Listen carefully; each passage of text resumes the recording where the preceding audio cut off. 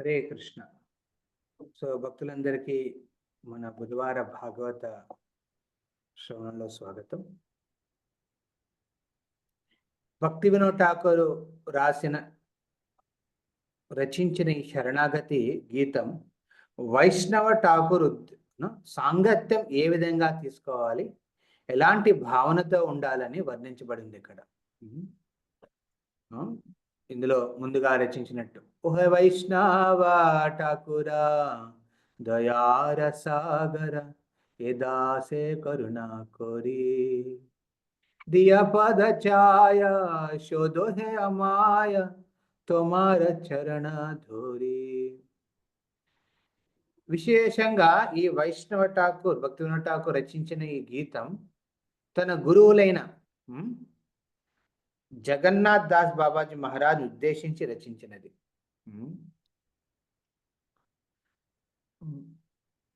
మనం ఈ పాట పాడుతున్నప్పుడు కూడా మనం ఈ గీతాన్ని మన ప్రతిష్టాచార్య శ్రీల ప్రభుపాదులను, వర్తమాన ఆచార్యులను ఉద్దేశించి మనం ఈ గీతాన్ని పాడాలి. ఎవరైతే మన జీవితంలో భక్తి మార్గంలో ముందుకు నడిపే, చెయ్యి పట్టుకుని తీసుకెళ్లే వైష్ణవుల్ని ఉద్దేశించి ఇది రాసిన గీతం అన్నమాట. దయార సాగర, కరుణా సాగరుడు అనమాట. ఎవరు? గురువు. గురువు ఏం చేస్తాడండి? సముద్రంలో ఉన్న నీటిని మేఘం పీల్చుకొని ఎక్కడైతే ఎడార్లు ఉంటాయి అక్కడ తీసుకెళ్ళి అక్కడ ఒక వర్షం కింద కురుస్తాయి అనమాట. సముద్రంలో ఉప్పు నీళ్లు, కానీ వర్షం తీయగా ఉంటాయి. ఆ విధంగా గురువు ఏం చేస్తాడు? కృష్ణుడి కృప. ఏ కృష్ణ కరుణా సింధు, ఆయన ఒక మహాసముద్రం లాంటి వాడు, కరుణది. ఆ కరుణా సింధు నుంచి ఏం చేస్తాడు వైష్ణవ్ ఠాకూర్? గురువులు ఏం చేస్తారు? దాన్ని వాళ్ళు స్వీకరించి ఒక మేఘం కింద ఎక్కడైతే ఎడారిలో, అంటే మనందరం సిటీలో ఉన్నాం అనమాట. ఇవన్నీ ప్రభుపాదులు సిటీని నగరాల్ని దేంతో పోలుస్తాడు? కాంక్రీట్ జంగల్స్ అంటారు. కంకరతో చేసిన ఒక వనం. అన్ని కంకరతో చేసి ఉంటాయి కదా, ఇళ్ళు, రోడ్లు, గోడలు, బ్రిడ్జిలు అన్ని కంకరతో చేసి, ఇదంతా ఒక వనం అన్నమాట. కంకరతో చేసిన వనం, కాంక్రీట్ జంగల్. ఆ కాంక్రీట్ వనంలో మృగాల కింద మృగ భావంతో ఉన్న మనుషులు ఉన్నారన్నమాట. వాళ్ళకి కృష్ణుడి ప్రేమని కురిపిస్తున్నాడు గురువు వచ్చి. అందుకే దయాసాగర్. అందుకే దియా పాద ఛాయ శోధో హే అమాయ తోమార చరణ ధోరి. ఇది బెంగాలీలో రచించింది. బెంగాలీలో రచించిన గీతం కాబట్టి ఈ విధంగా ఉంటుంది. దియా పద ఛాయ, మీ చరణ స్పర్శ, నాకు చరణాశ్రయ అంటారు దీన్ని. చరణాల మీద శ్రీ గురు చరణ పద్మ కేవల భక్తి సద్మ. గురు పూజలో మనం పాడతాం ఈ విధంగా. ఆ చరణాలని పట్టుకుని ఆ శిష్యుడు ఏం చేస్తాడని, ఆ సాధకుడు తన భక్తిలో నిష్టగా, తన భక్తిని నియమపూర్వకంగా ఒక నిష్ట కింద మార్చుకుని దీక్ష తరానికి చేరుకునే భక్తుడు ఏం చేస్తాడండి? గురు చరణ పద్మాలని పట్టుకుని ఉంటాడు. ఇది ఫిజికల్ పట్టుకోవడం కుదరదు. అలా ఫిజికల్గా పట్టుకోవడం అవకాశం ఉన్నా అది ఒప్పుకోరు. కానీ ఆ భావనతో ఉండాలి. ఎందుకంటే ఆ శ్రీ గురు చరణ ద్వారానే మనకి కృష్ణుడిలో కరుణా సింధులో ఉన్న కృప మనకి కొంతైనా దొరుకుతుందని. ఒక చరణాల దగ్గర ఉండి ఏమడుగుతాడండి భక్తుడు? అంటే శిష్యుడు, ఆ సాధకుడు ఆ గురు సాంగత్యంలో గురు పరంపరని ఏమడుగుతాడు? 2వ శ్లోకంలో చెప్పింది. ఛాయా వేగదోమి ఛాయా దోష శోధి ఛాయా గుణ దేహదాసే. దీన్ని కూడా వర్ణిస్తూ ఉన్నాయి. 6 రకాల వేగాలని మన మనస, జీవ, ఉదర, ఉపస్థ, క్రోధ, మన, ఇలాంటి మన శరీరంలో వేగాలు ఉన్నాయి. ఈ వేగాల్ని నియంత్రించే శక్తిని ఇమ్మని అడుగుతున్నాడు. 2వది 6 చెడు లక్షణాలు. అత్యాహారం. అత్యాహారం అంటే తినడంలో ఎక్కువ కాదండి, కలెక్ట్ చేసుకుని పెట్టుకోవడం అన్నమాట. అవసరం కన్నా ఎక్కువ మనం తెచ్చుకుని పెట్టుకోవడం అన్నమాట. దాన్ని అత్యాహార. ప్రయాస, ఎక్కువ పరిశ్రమ చేయడం భౌతికంగా, భౌతిక సుఖం కోసం. అత్యాహార ప్రయాస ప్రజల్ప నియమాగ్రహం. ప్రజల్ప అంటే లేనిపోని కబుర్లన్నీ, అవసరం లేని కబుర్లన్నీ అన్నమాట. భగవంతుడి కథను వదిలేసి చేసేది అలా 6 ప్రకార దోషాల గురించి మాట్లాడాడు. వాటి నుంచి నిర్మూలంగా విముక్తుడయ్యాలనే కోరికతో ఉన్నాడు ఇక్కడ. అదేవిధంగా 6 గుణాల గురించి అర్చిస్తున్నాడు గురువుని. ఏ గుణాలండి? ఉత్సాహ, నిశ్చయ, ధైర్యాలు. ఉత్సాహంతో ప్రతిరోజు ఉండాలని, చేసే భక్తి దృఢత్వంతో చేయాలని, ఎలాంటి లోటు లేకుండా శక్తిమయంగా రెగ్యులర్గా చేయాలని ఉద్దేశంతో, మంచి సాంగత్యంలో ఉండాలని, అలాంటి భక్తికి అనుకూలమైన ఆస్పెక్ట్స్ గురించి ఇక్కడ అడుగుతున్నాడు అన్నమాట 6 గుణాలు. అలాగా ఇక్కడ గురువుల చరణాల దగ్గర ఉన్నప్పుడు మనం ఏమి అడగాలండి? భక్తిని పెంపొందించే ఉన్న కార్యాల గురించి అలా తెస్తే గురువుల్ని ఆశించాలి. గురువు దగ్గరికి వెళ్ళి ఇది అడగకూడదు.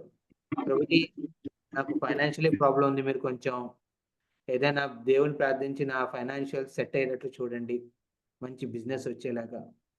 లేకపోతే నాకు ఆరోగ్యం బాగాలేదు ప్రభుజీ, దానికైనా మెడిసిన్ ఇస్తారా ప్రభుజీ.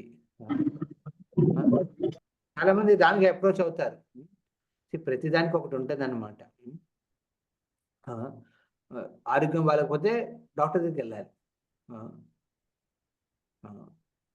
ఆధ్యాత్మికంగా పరిస్థితి సరిగ్గా లేదు, చేతన సరిగ్గా లేదు, దానికి మనం గురువుల దగ్గర ఆశ్రయించుకుంటాం.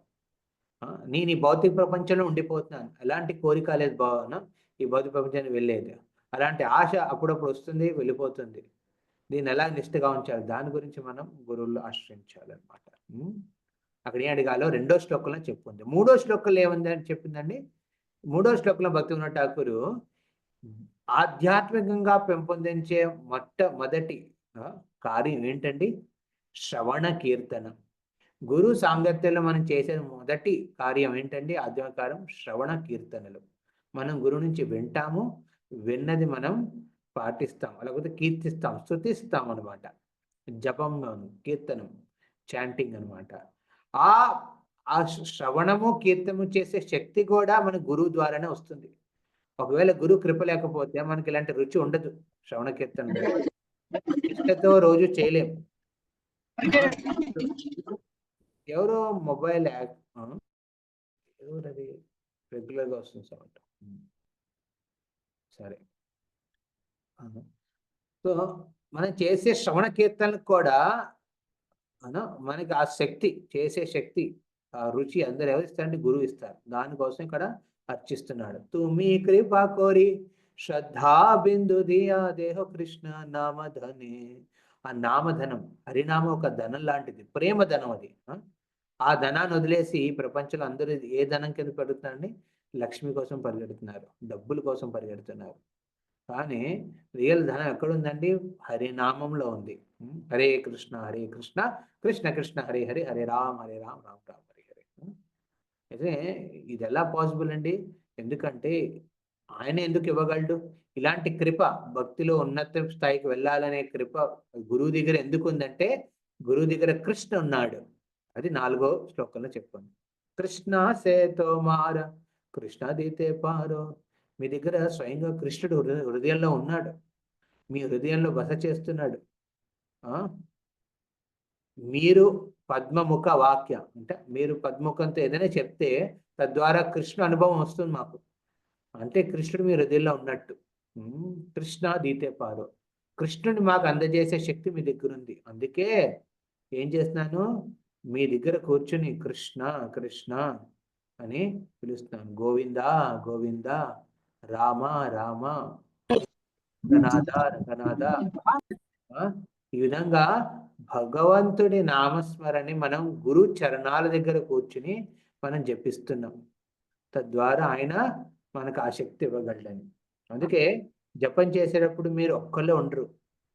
మీరు అనుకుంటారు, పోయి నేను ఇంట్లో ఒక్కడే నేను జపం చేస్తాను, ఎవరు నాతో సపోర్ట్ చేయరు.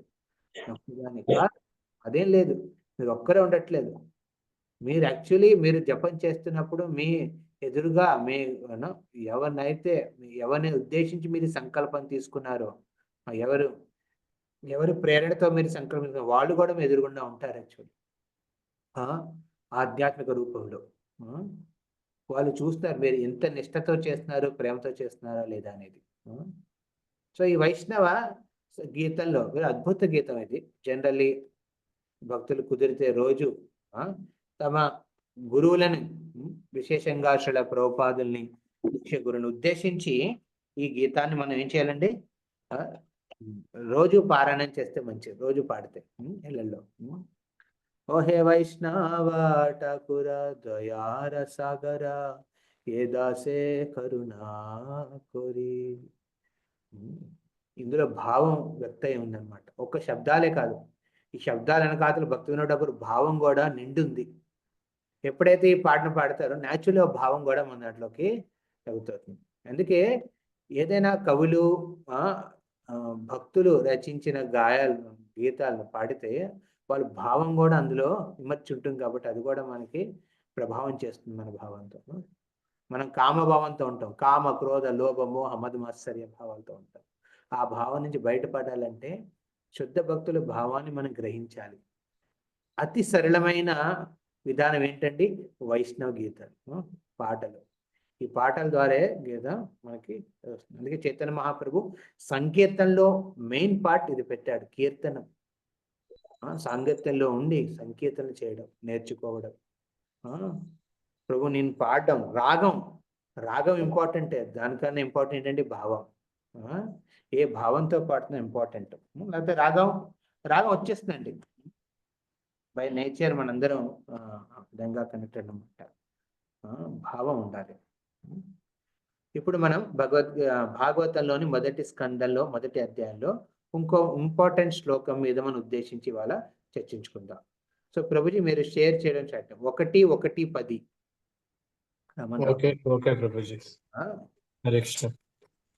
ఓం నమో భగవతే వాసుదేవాయ.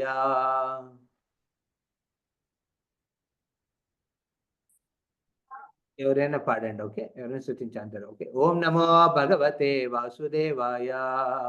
ఓం నమో భగవతే వాసుదేవాయ. నమో భగవతే వాసుదేవాయ. ఓం నమో భగవతే వాసుదేవాయ. నరం చైవ నరోత్తమం దేవీం సరస్వతిం వ్యాసం తతో జయముదీరయేత్. నష్టప్రాయేషు అభద్రేషు నిత్యం భాగవత సేవయా భగవతీరుత్తమ శ్లోకైర్భక్తిర్భవతి నైష్టికీ. కృష్ణాయ వాసుదేవాయ దేవకీ నందనాయ గోపకుమారాయ గోవిందాయ నమో నమః. ఓం జ్ఞానతిమిరంధస్య జ్ఞానాంజనశలాకయ చక్షుర్మిలితం యేన తస్మై శ్రీ గురవే నమః. నమో ఓం విష్ణుపాదాయ కృష్ణప్రేష్ఠాయ భూతలే శ్రీమతే భక్తివేదాంత స్వామినితి నామినే. నమస్తే సరస్వతీ దేవే గౌరవాణి ప్రచారిణి నిర్విశేష శూన్యవాది పాశ్చాత్యదేశధారిణి. హే కృష్ణ కరుణా సింధు దీనబంధో జగత్పతే గోపేశ గోపికా కాంత రాధాకాంత నమోస్తుతే. తప్త కాంచన గౌరాంగి రాధే బృందావనేశ్వరి వృషభానుసుతే దేవి ప్రణమామి హరిప్రియే. వాంఛాకల్పతరుభ్యశ్చ కృపా సింధుభయేవ చ పతితానాం పావనేభ్యో వైష్ణవేభ్యో నమో నమః. జయ శ్రీ కృష్ణ చైతన్య ప్రభు నిత్యానంద శ్రీ అద్వైత గదాధర శ్రీవాసాది గౌరభక్త వృంద. హరే కృష్ణ కృష్ణ కృష్ణ హరే హరే, హరే రామ రామ రామ హరే హరే. ముఖం కరోతి వాచాలం పంగం లంఘాయ వేగరమిత్రపాదమం వందే శ్రీగురుందీనతారిణం పరమానందమాధవం శ్రీ చైతన్యమీశ్వరం. మన ఈ భాగవత అంశాల మీద మనం చర్చించుకున్నప్పుడు ఒక్కొక్క స్పెసిఫిక్ శ్లోకాన్ని తీసుకుని మనం ప్రతి బుధవారం చర్చించుకుంటున్నాం. ఒక ఉద్దేశం, ఒక సందేశం, ఒక స్పెసిఫిక్ విషయం గురించి మనం చర్చించుకుంటున్నాం. ఈరోజు మనం డిస్కస్ చేసేది కలియుగ లక్షణాల గురించి. భాగవతంలో సూత గోస్వామికి సౌనకాది ఋషులు ప్రశ్నలు అడుగుతున్నప్పుడు కలియుగ వాసులు ఏ విధంగా లాభపడచ్చు అనే అంశం మీద వాళ్ళు ప్రశ్న అడుగుతారు. కానీ ఆ ప్రశ్న అడిగే ముందు ఈ కలియుగ లక్షణాల గురించి అక్కడ అనాలిసిస్ చేస్తారనమాట. విశ్లేషించి సూత గోస్వామికి చెప్తారు అక్కడ. మనకి ఏదైనా వ్యాధి ఉన్నప్పుడు ఏం చేస్తాం? ముందు డాక్టర్కి వెళ్తాం. డాక్టర్కి వెళ్ళి ఏం చేస్తాడు ఆయన? టెస్టింగ్ చేస్తాడు, అంటే అనాలిసిస్ చేస్తాడు, డయాగ్నోసిస్ అంటాం దాన్ని. అవునా? ఏంటి ప్రాబ్లము, ఎక్కడి నుంచి వచ్చింది, దాని సిమ్టమ్స్ ఏంటి, అవన్నీ తెలుసుకున్న తర్వాత అప్పుడు ఏం చేస్తాడు డాక్టరు? మనకి తనకు తెలిసిన జ్ఞానం ప్రకారం, విజ్ఞానం ప్రకారం మనకి మందులు రాసిస్తాడు, లేకపోతే ట్రీట్మెంట్ అని చెప్పి ఆపరేషన్ తీసుకెళ్తాడు. మనం కూడా ఈ భౌతిక బంధంలో ఉన్న ఈ వ్యాధిలోంచి, వ్యాధి లక్షణాల గురించి తెలుసుకోవాలి. అందులో విశేషంగా కలియుగ ప్రభావం వల్ల వచ్చిన లక్షణాలు ఏంటి, వేటి వల్ల మన భౌతిక ఈ బంధంలో ఉన్నాం అనే దాని గురించి తెలుసుకోవాలి. అందుకే అక్కడ ఏం చేస్తారు వాళ్ళు? డయాగ్నోసిస్ చేస్తారనమాట. విశ్లేషించి చెప్తారు, ఇది నీ రోగానికి కారణాలు ఇవి. ఏంటి కారణాలు అనేది ఇక్కడ వర్ణించబడ్డాయి. సౌనకాది ఋషులు సూత గోస్వామికి చెబుతున్నారు. ఓకే, మీరు వెనకాత రిపీట్ చేయండి. ప్రాయేణల్పాయుష్య సభ్యః, ప్రాయేణాల్పాయుషః సభ్యః, ప్రాయేణల్పాయుష్య ప్రాయేణాల్పాయుషః సభ్య, కలౌ అస్మిన్ యుగే జనా, కలౌ అస్మిన్ యుగే జనాః, కలౌ అస్మిన్ యుగే జనా, కలౌ అస్మిన్ యుగే జనాః, సుమందమతయో, మందాః సుమనందమతయో, సుమందమతయో, మందాః సుమందమతయో, మందభాగ్యాయుపహృత, మందభాగ్యాహుపద్రుతాః, మందభాగ్యాయుపద్రుత, మందభాగ్యాహుపద్రుతాః, ప్రాయేణల్పాయుష్య సభ్య, ప్రాయేణాల్పాయుషః సభ్య, కలౌ అస్మిన్ యుగే జనా, కలౌ అస్మిన్ యుగే జనాః, సుమందమతయో, మందాః సుమందమతయో, మందభాగ్యాయుపద్రుత. మందభాగ్యాహుపద్రుతాః. అనువాదము తాత్పర్యము. శబ్దార్థము, అనువాదం, తాత్పర్యం మూడు చదవండి ఎవరైనా. హరే కృష్ణ ప్రభుజీ, నేను చదవన్నమాట.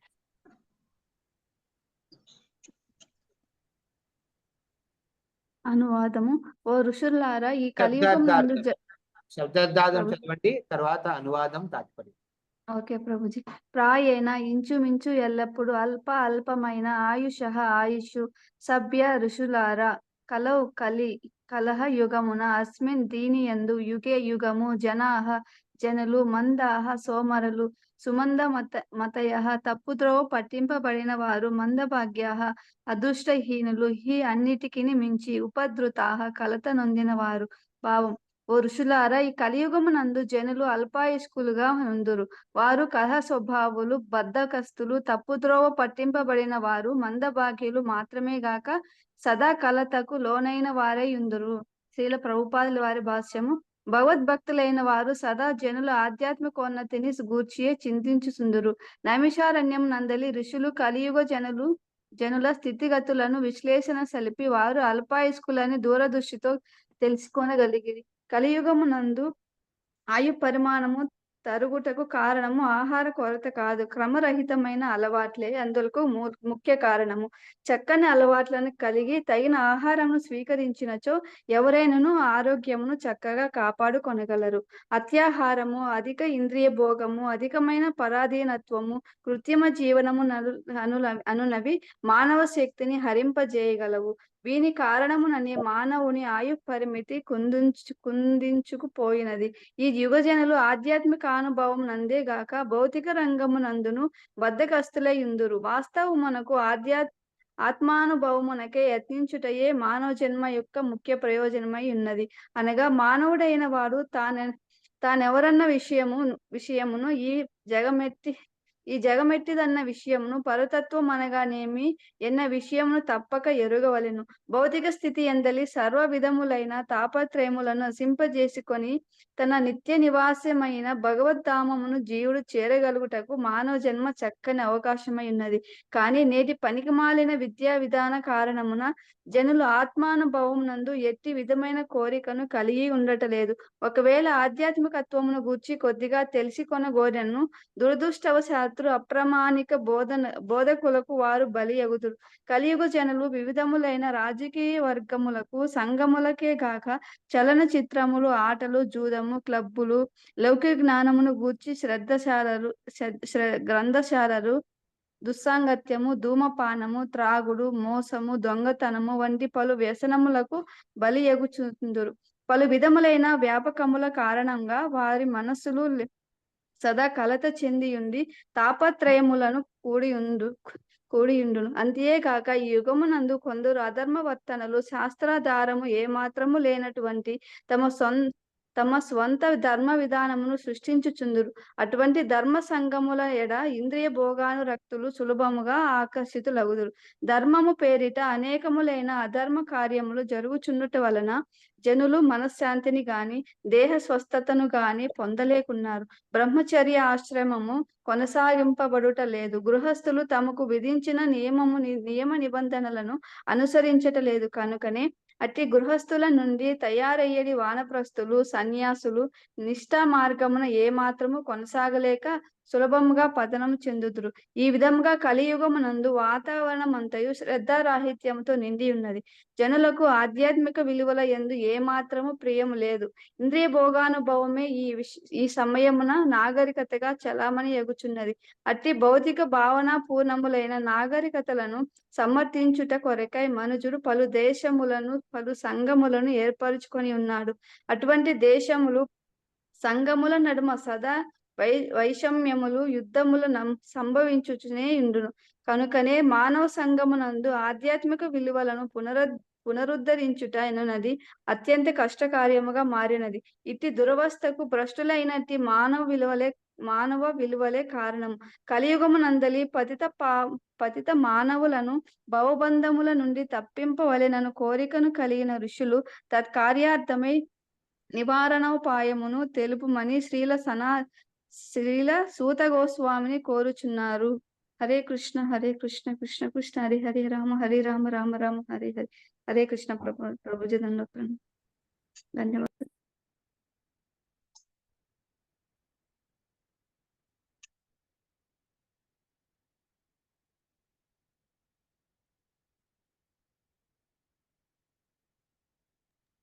ప్రభుజీ వాయిస్ రావట్లేదు.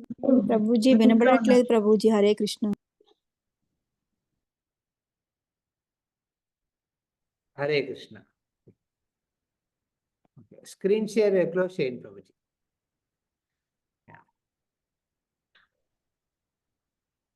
మనం ఒక డాక్టర్కి వెళ్ళినప్పుడు నమ్మకం ఎప్పుడు పెరుగుతుందండి మనకి? మనం 4-5 డాక్టర్లు కలుస్తూ ఉంటాం కదా.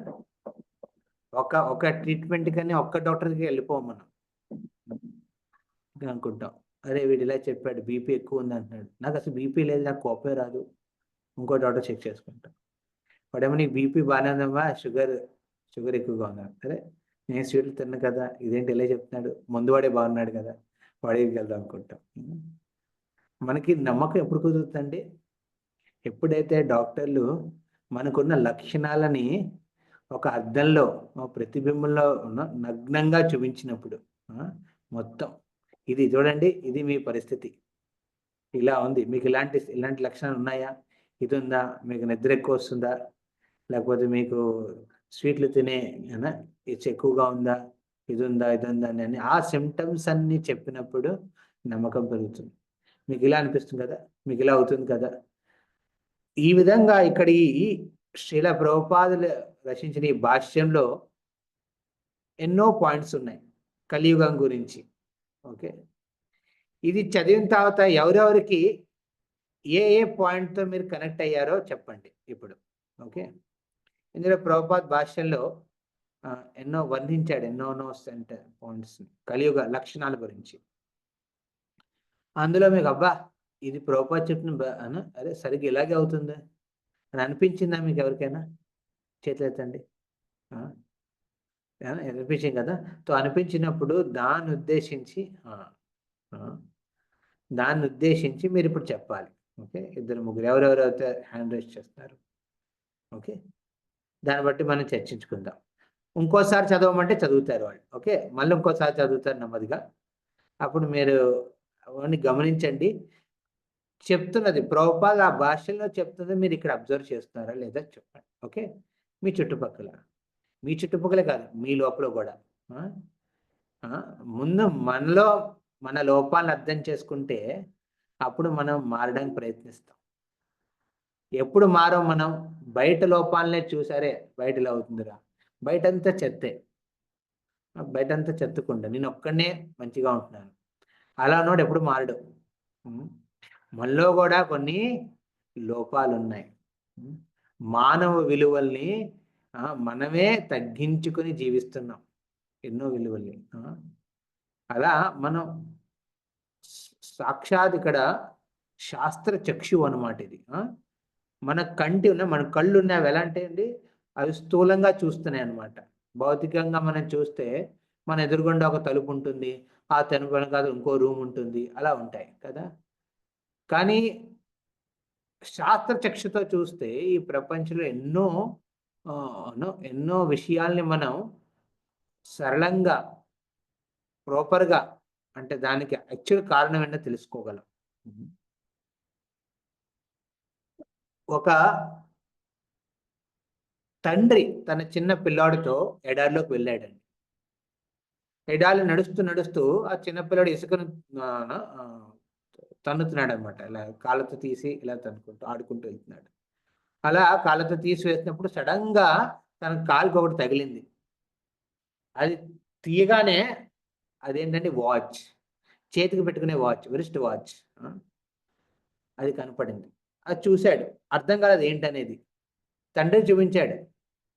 నాన్న ఇదేంటి అడిగాడు. నాన్న ఇది చూసి అరే దీన్ని రిస్ట్ వాచ్ అంటారు. ఓ రిస్ట్ వాచ్ అంటారా, ఓకే అని జోబులో పెట్టేసుకున్నాడు వాడు పిల్లోడు. ఇప్పుడు తండ్రి చెప్తాడు ఇది రిస్ట్ వాచ్ అని కొడుకు కూడా అన్నాడు ఓ ఇది రిస్ట్ వాచ్ అని. వాళ్ళిద్దరిలో ఉన్న అండర్స్టాండింగ్, వాళ్ళకున్న అంటే వాళ్ళకి ఏం అర్థమైంది, అందులో డిఫరెన్స్ ఉందా లేదా? తండ్రి రిస్ట్ వాచ్ అని చెప్తున్నప్పుడు తనకున్న సాక్షాత్కారం, పిల్లోడుకున్న రిస్ట్ వాచ్ చెప్పినప్పుడు ఉన్న సాక్షాత్కారం వేరే కదా, 2 లెవెల్స్ వేరే కదా. పిల్లోడికి ఆ రిస్ట్ వాచ్ నాన్న చెప్పాడని తెలిసింది, అదేంటి, అది ఎలా చేశారు, దాని ఏం ఉపయోగము, మొదటి రిస్ట్ వాచ్ ప్రపంచంలో ఎవరు కనిపెట్టారు, తర్వాత ఏ విధంగా ఇది వచ్చింది అనేది దాని గురించి అండర్స్టాండింగ్, సాక్షాత్కారం ఉండదు పిల్లోడికి. కానీ తండ్రికి మాత్రం అది ఉంటుంది. అది అదే విధంగా భక్తులకు ఎవరైతే శాస్త్ర జ్ఞానాన్ని రెగ్యులర్గా పఠిస్తారో వాళ్ళకి శాస్త్ర చక్షు ఉంటుందన్నమాట. వాళ్ళు వేద జ్ఞానాలతో ఈ ప్రపంచాన్ని చూస్తారు. అప్పుడు ఆ ప్రపంచం నార్మల్ ఒక వ్యక్తికి ఎలా కనపడుతుందో అలా కనపడదు, ఇంకోలా కనపడుతుంది అనమాట. దాంట్లో అంతరంగంగా ఉన్న కారణాలు ఇదేంటి అనే పరిస్థితి తెలుసుకుంటాడు. అందుకే మనం ఈ జ్ఞానాన్ని, ఈ భక్తి జ్ఞానాన్ని రెగ్యులర్గా శ్రవణం చేయాలన్నమాట. సో మళ్ళీ ఇంకో మాతాజీ ఎవరైనా ఈ అనువాద తాత్పర్యాన్ని మళ్ళీ చదవండి.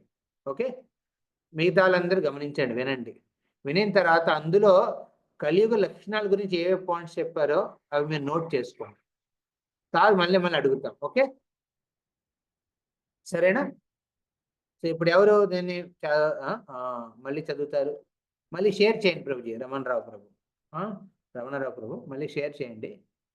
అది మళ్ళీ ఒకసారి మళ్ళీ చదవండి.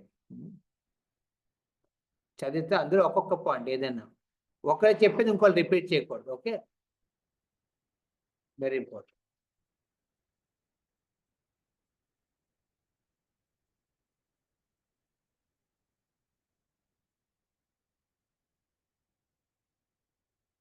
ఇవాళ మన క్లాస్ దీని గురించే. నెక్స్ట్ మనం ఒక 25 నిమిషాలు దీని మీద డిస్కస్ చేసుకుంటాం. కలియుగ లక్షణాలు. మనం కలియుగ లక్షణాలు తెలుసుకుంటే మన ఆతృత పెరుగుతుంది, భక్తిలో ముందుకు వెళ్ళాల్సి. ఓకే, భాష్యం చదవండి. ఎవరు చదువుతారు? కొంచెం నెమ్మదిగా, గట్టిగా, ఉచ్చస్వరంలో నెమ్మదిగా విభజిస్తూ చదవాలి. ఓకే, నేను చదువుతాను స్వామీజీ. చదవండి. భాష్యం చదవనా స్వామీజీ? భాష్యం.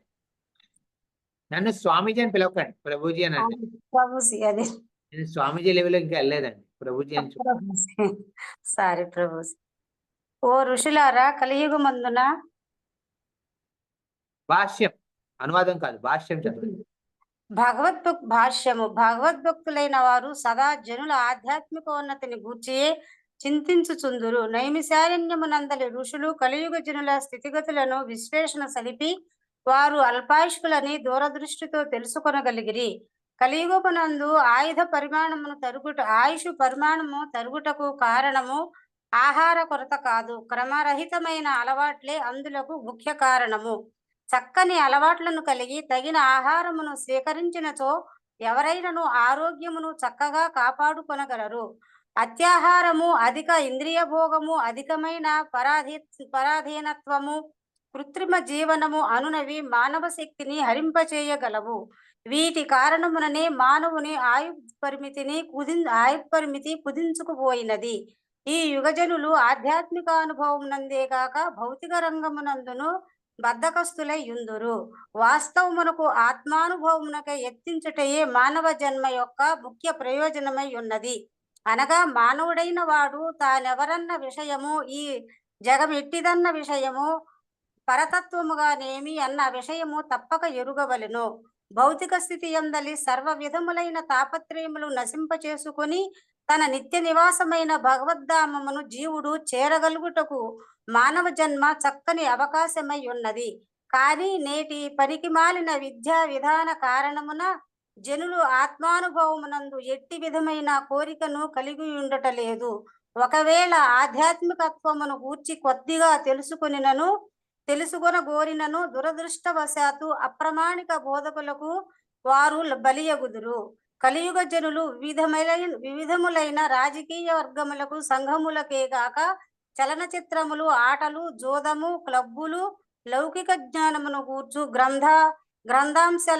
గ్రంథాంశాలు, దుస్సాంగత్యము, ధూమపానము, త్రాగుట, మోసము, దొంగతనము వంటి పలు వ్యసనములకు బలియగుచుందురు.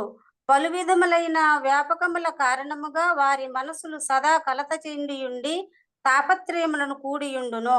అంతేగాక ఈ యుగమునందు కొందరు అధర్మవర్తనులు శాస్త్రాధారము ఏమాత్రము లేనటువంటి తమ సొంత ధర్మ విధానము సృష్టించుచుందురు. అటువంటి ధర్మ సంగముల ఎడ ఇంద్రియ భోగానురక్తులు సులభముగా ఆకర్షితులగుదురు. ధర్మము పేరిట అనేకములైన అధర్మ కార్యములు జరుగుచుండుట వలన ఎక్కడ పోయిందా, పలు విధముల కారణం వారి మనసులు కలతచ్చి తాపత్రయము. అంతేగాక ఈ యుగమునందు కొందరు అధర్మవర్తనులు శాస్త్రాధారము ఏమాత్రము లేనటువంటి తమ సొంత ధర్మ విధానము సృష్టించుచుందురు. అటువంటి ధర్మ సంఘములడ ఇంద్రియ లోకానురక్తులు సులభముగా ఆకర్షితులగుదురు. ధర్మము పేరిట అనేకములైన అధర్మ కార్యములు జరుగుచుండుట వలన జనులు మనశ్శాంతిని గాని దేహ స్వస్థతను గాని పొందలేకున్నారు. బ్రహ్మచర్యాశ్రమము కొనసాగించుటలేదు. గృహస్థులు తమకు విధించిన నియమ నిబంధనలను అనుసరించటలేదు. కనుకనే అట్టి గృహస్థుల నుండి తయారయ్యడి వానప్రస్థులు, సన్యాసులు నిష్ఠా మార్గమున ఏమాత్రము కొనసాగలేక సులభముగా పతనము చెందుదురు. ఈ విధముగా కలియుగమునందును వాతావరణమంతయు శ్రద్ధారాహిత్యంతో నిండి ఉన్నది. జనులకు ఆధ్యాత్మిక విలువల యందు ఏమాత్రము ప్రియము లేదు. ఇంద్రియ భోగానుభవమే ఈ సమయమున నాగరికతగా చలామణి అగుచున్నది. అట్టి భౌతిక భావనాపూర్ణములైన నాగరికతలను సమర్థించుకుని కొరకై మనుజుడు పలు దేశములను, పలు సంఘములను ఏర్పరచుకొని ఉన్నాడు. అటువంటి దేశములు, సంఘముల నడుమ సదా వైషమ్యములు, యుద్ధములు సంభవించుచునే యుండును. కనుకనే మానవ సంఘమునందు ఆధ్యాత్మిక విలువలను పునరుద్ధరించుటనున్నది అత్యంత కష్టకార్యముగా మారినది.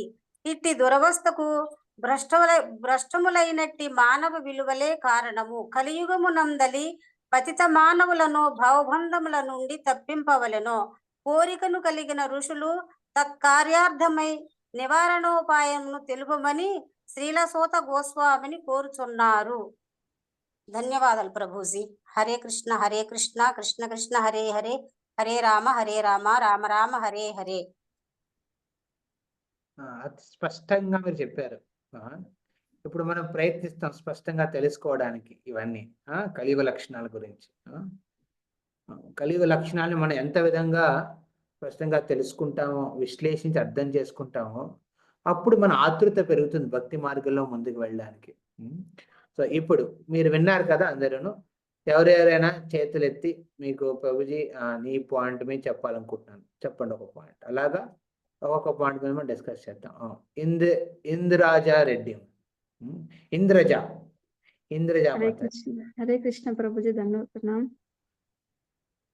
కలియుగంలో జనులు ప్రభుజీ రాజకీయాలకు ఎక్కువ ఇంట్రెస్ట్ చూపిస్తుంటారు, రాజకీయాలకి సంఘాలకి. ఇక్కడ ప్రభుపాలు చాలా అంటే చాలా బాగా చెప్పారు.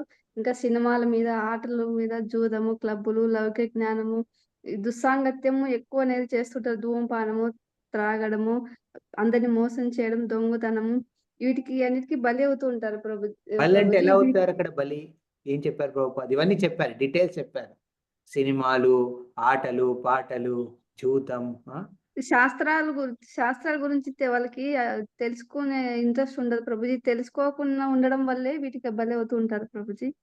ఆధ్యాత్మిక ఆ బలి ఏమవుతారు వాళ్ళు అక్కడ? ప్రభుపాద అక్కడ రాశారు, ఏం చెప్పారు? అలా బలి ఏమవుతారు వాళ్ళు? బద్ధకస్తులుగా తయారు కాదు, పతనం అవుతారా ప్రభుజీ? బద్ధకస్తులు ఎలా అవుతారు చూడండి. సినిమాకి వెళ్ళేవాడు ఫస్ట్ షో వచ్చింది అనుకోండి, మనశ్శాంతిని కోల్పోతారా ప్రభుజీ? మనశ్శాంతిని కోల్పోయి మనశ్శాంతిని కోల్పోతాడు, కలతతో ఉంటాడు, ప్రతి నిమిషం కలతతో ఉంటాడు.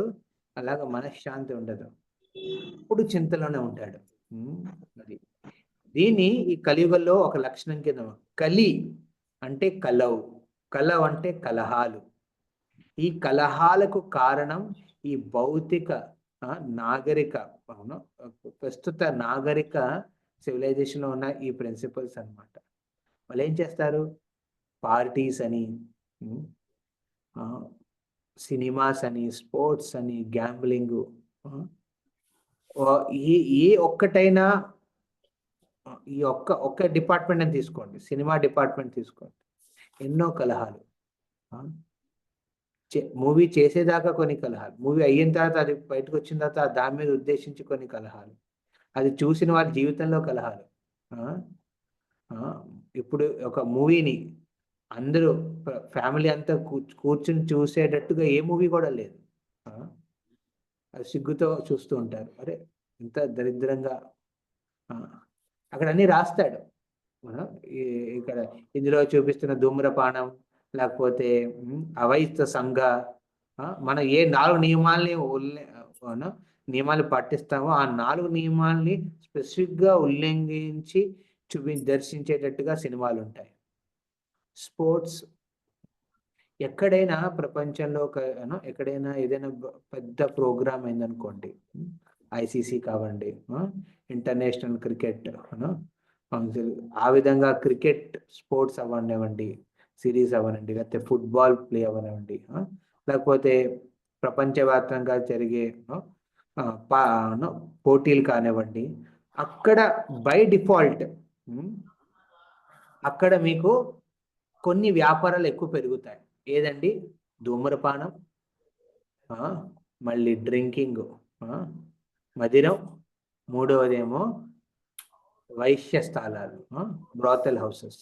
వీటి ఇండస్ట్రీ చాలా పెరిగిపోతుంది ఆ ప్లేసెస్.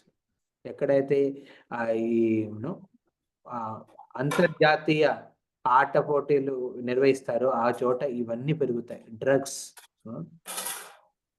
ఏది లోపాలు లేకుండా లేదు. కలియుగ లక్షణాలన్నీ ఇంటెన్స్ గా ఉంటాయి ఇన్ని చోట్ల. అది కాక గ్యాంబ్లింగ్, కొంతమంది వ్యసనాలకి. ఇప్పుడు మీరు మొబైల్ ఓపెన్ చేయండి, ఇమ్మీడియట్ గా ఒక ఆప్షన్ వస్తుంది అనమాట, బేటా ఆటలదని, ఇంకోటి ఏంటది బెట్టింగ్ అని పెట్టడం, డబ్బులు పెట్టడం. మీరు 1000 రూపాయలు వేయండి మీకు ఎంత వస్తుంది, గ్యాంబ్లింగ్ ప్రతి చోట. ఇవన్నీ చూస్తున్న మనుషులు, కలియుగ వాసులు ఏమవుతారండి, దానివల్ల ఒక ఒక మానసిక బాధకి లోనవుతారు అనమాట.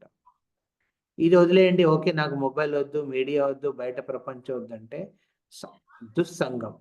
దుస్సంగంలో కూడా వాళ్ళు ఏమవుతారండి, ప్రభావితం అవుతున్నారు. మంచిగా ఉన్నాడు పిల్లాడు, పాప, కానీ దుస్సంగంలోకి వచ్చి చెడిపోయారు. ఎలాంటి అంటే ఇలా కూడా ప్రవర్తిస్తారనే ఆలోచన ఇప్పుడు అందరి మనసులో కలుగుతుంది. అసురతత్వం అనేది ఇంకోళ్ళని హింసించడం కాదు, మొదట మనల్నే మనం హింసించుకుంటాం, అది అసురతత్వం.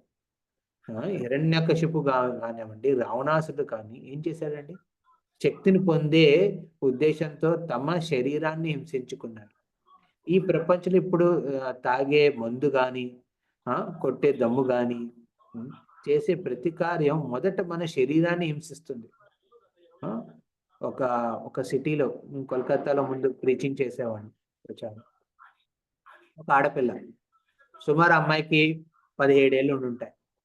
అమ్మాయి ఎయిర్ హోస్టెస్ గురించి అమ్మాయి ప్రయత్నిస్తుంది అనమాట, జాబ్ కోసం. వాళ్ళ అమ్మ భక్తురాలు అనమాట, 16 మాలు చేస్తుంది. సో ఆ అమ్మాయిని అమ్మాయి కొన్ని బ్యాడ్ హ్యాబిట్స్ ఉన్నాయి. నాన్న ఏంటి ప్రాబ్లం అంటే, రోజు తన ఫ్రెండ్స్ వెళ్తుంటే దమ్ము కొడుతుంది. దమ్ము కొట్టడే కాదు, దమ్ము కొట్టి తర్వాత నేను ఎయిర్ హోస్టెస్ అవుతాను. హరే కృష్ణ, మ్యూట్ చేయండి ఎవరిదో, రాధా మాతాజీ.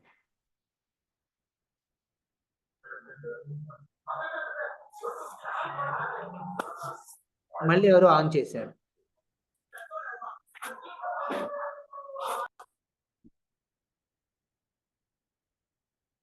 సో మనం ఆ అమ్మాయి ఈ విధంగా ఒక చెడు వ్యసనాలకి అలవాటైపోయింది.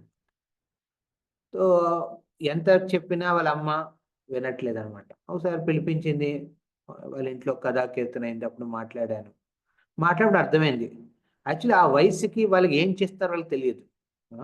ఏదో ఫ్రెండ్స్ కదా, ఆట కింద అనుకుని చేయడం స్టార్ట్ చేశారు.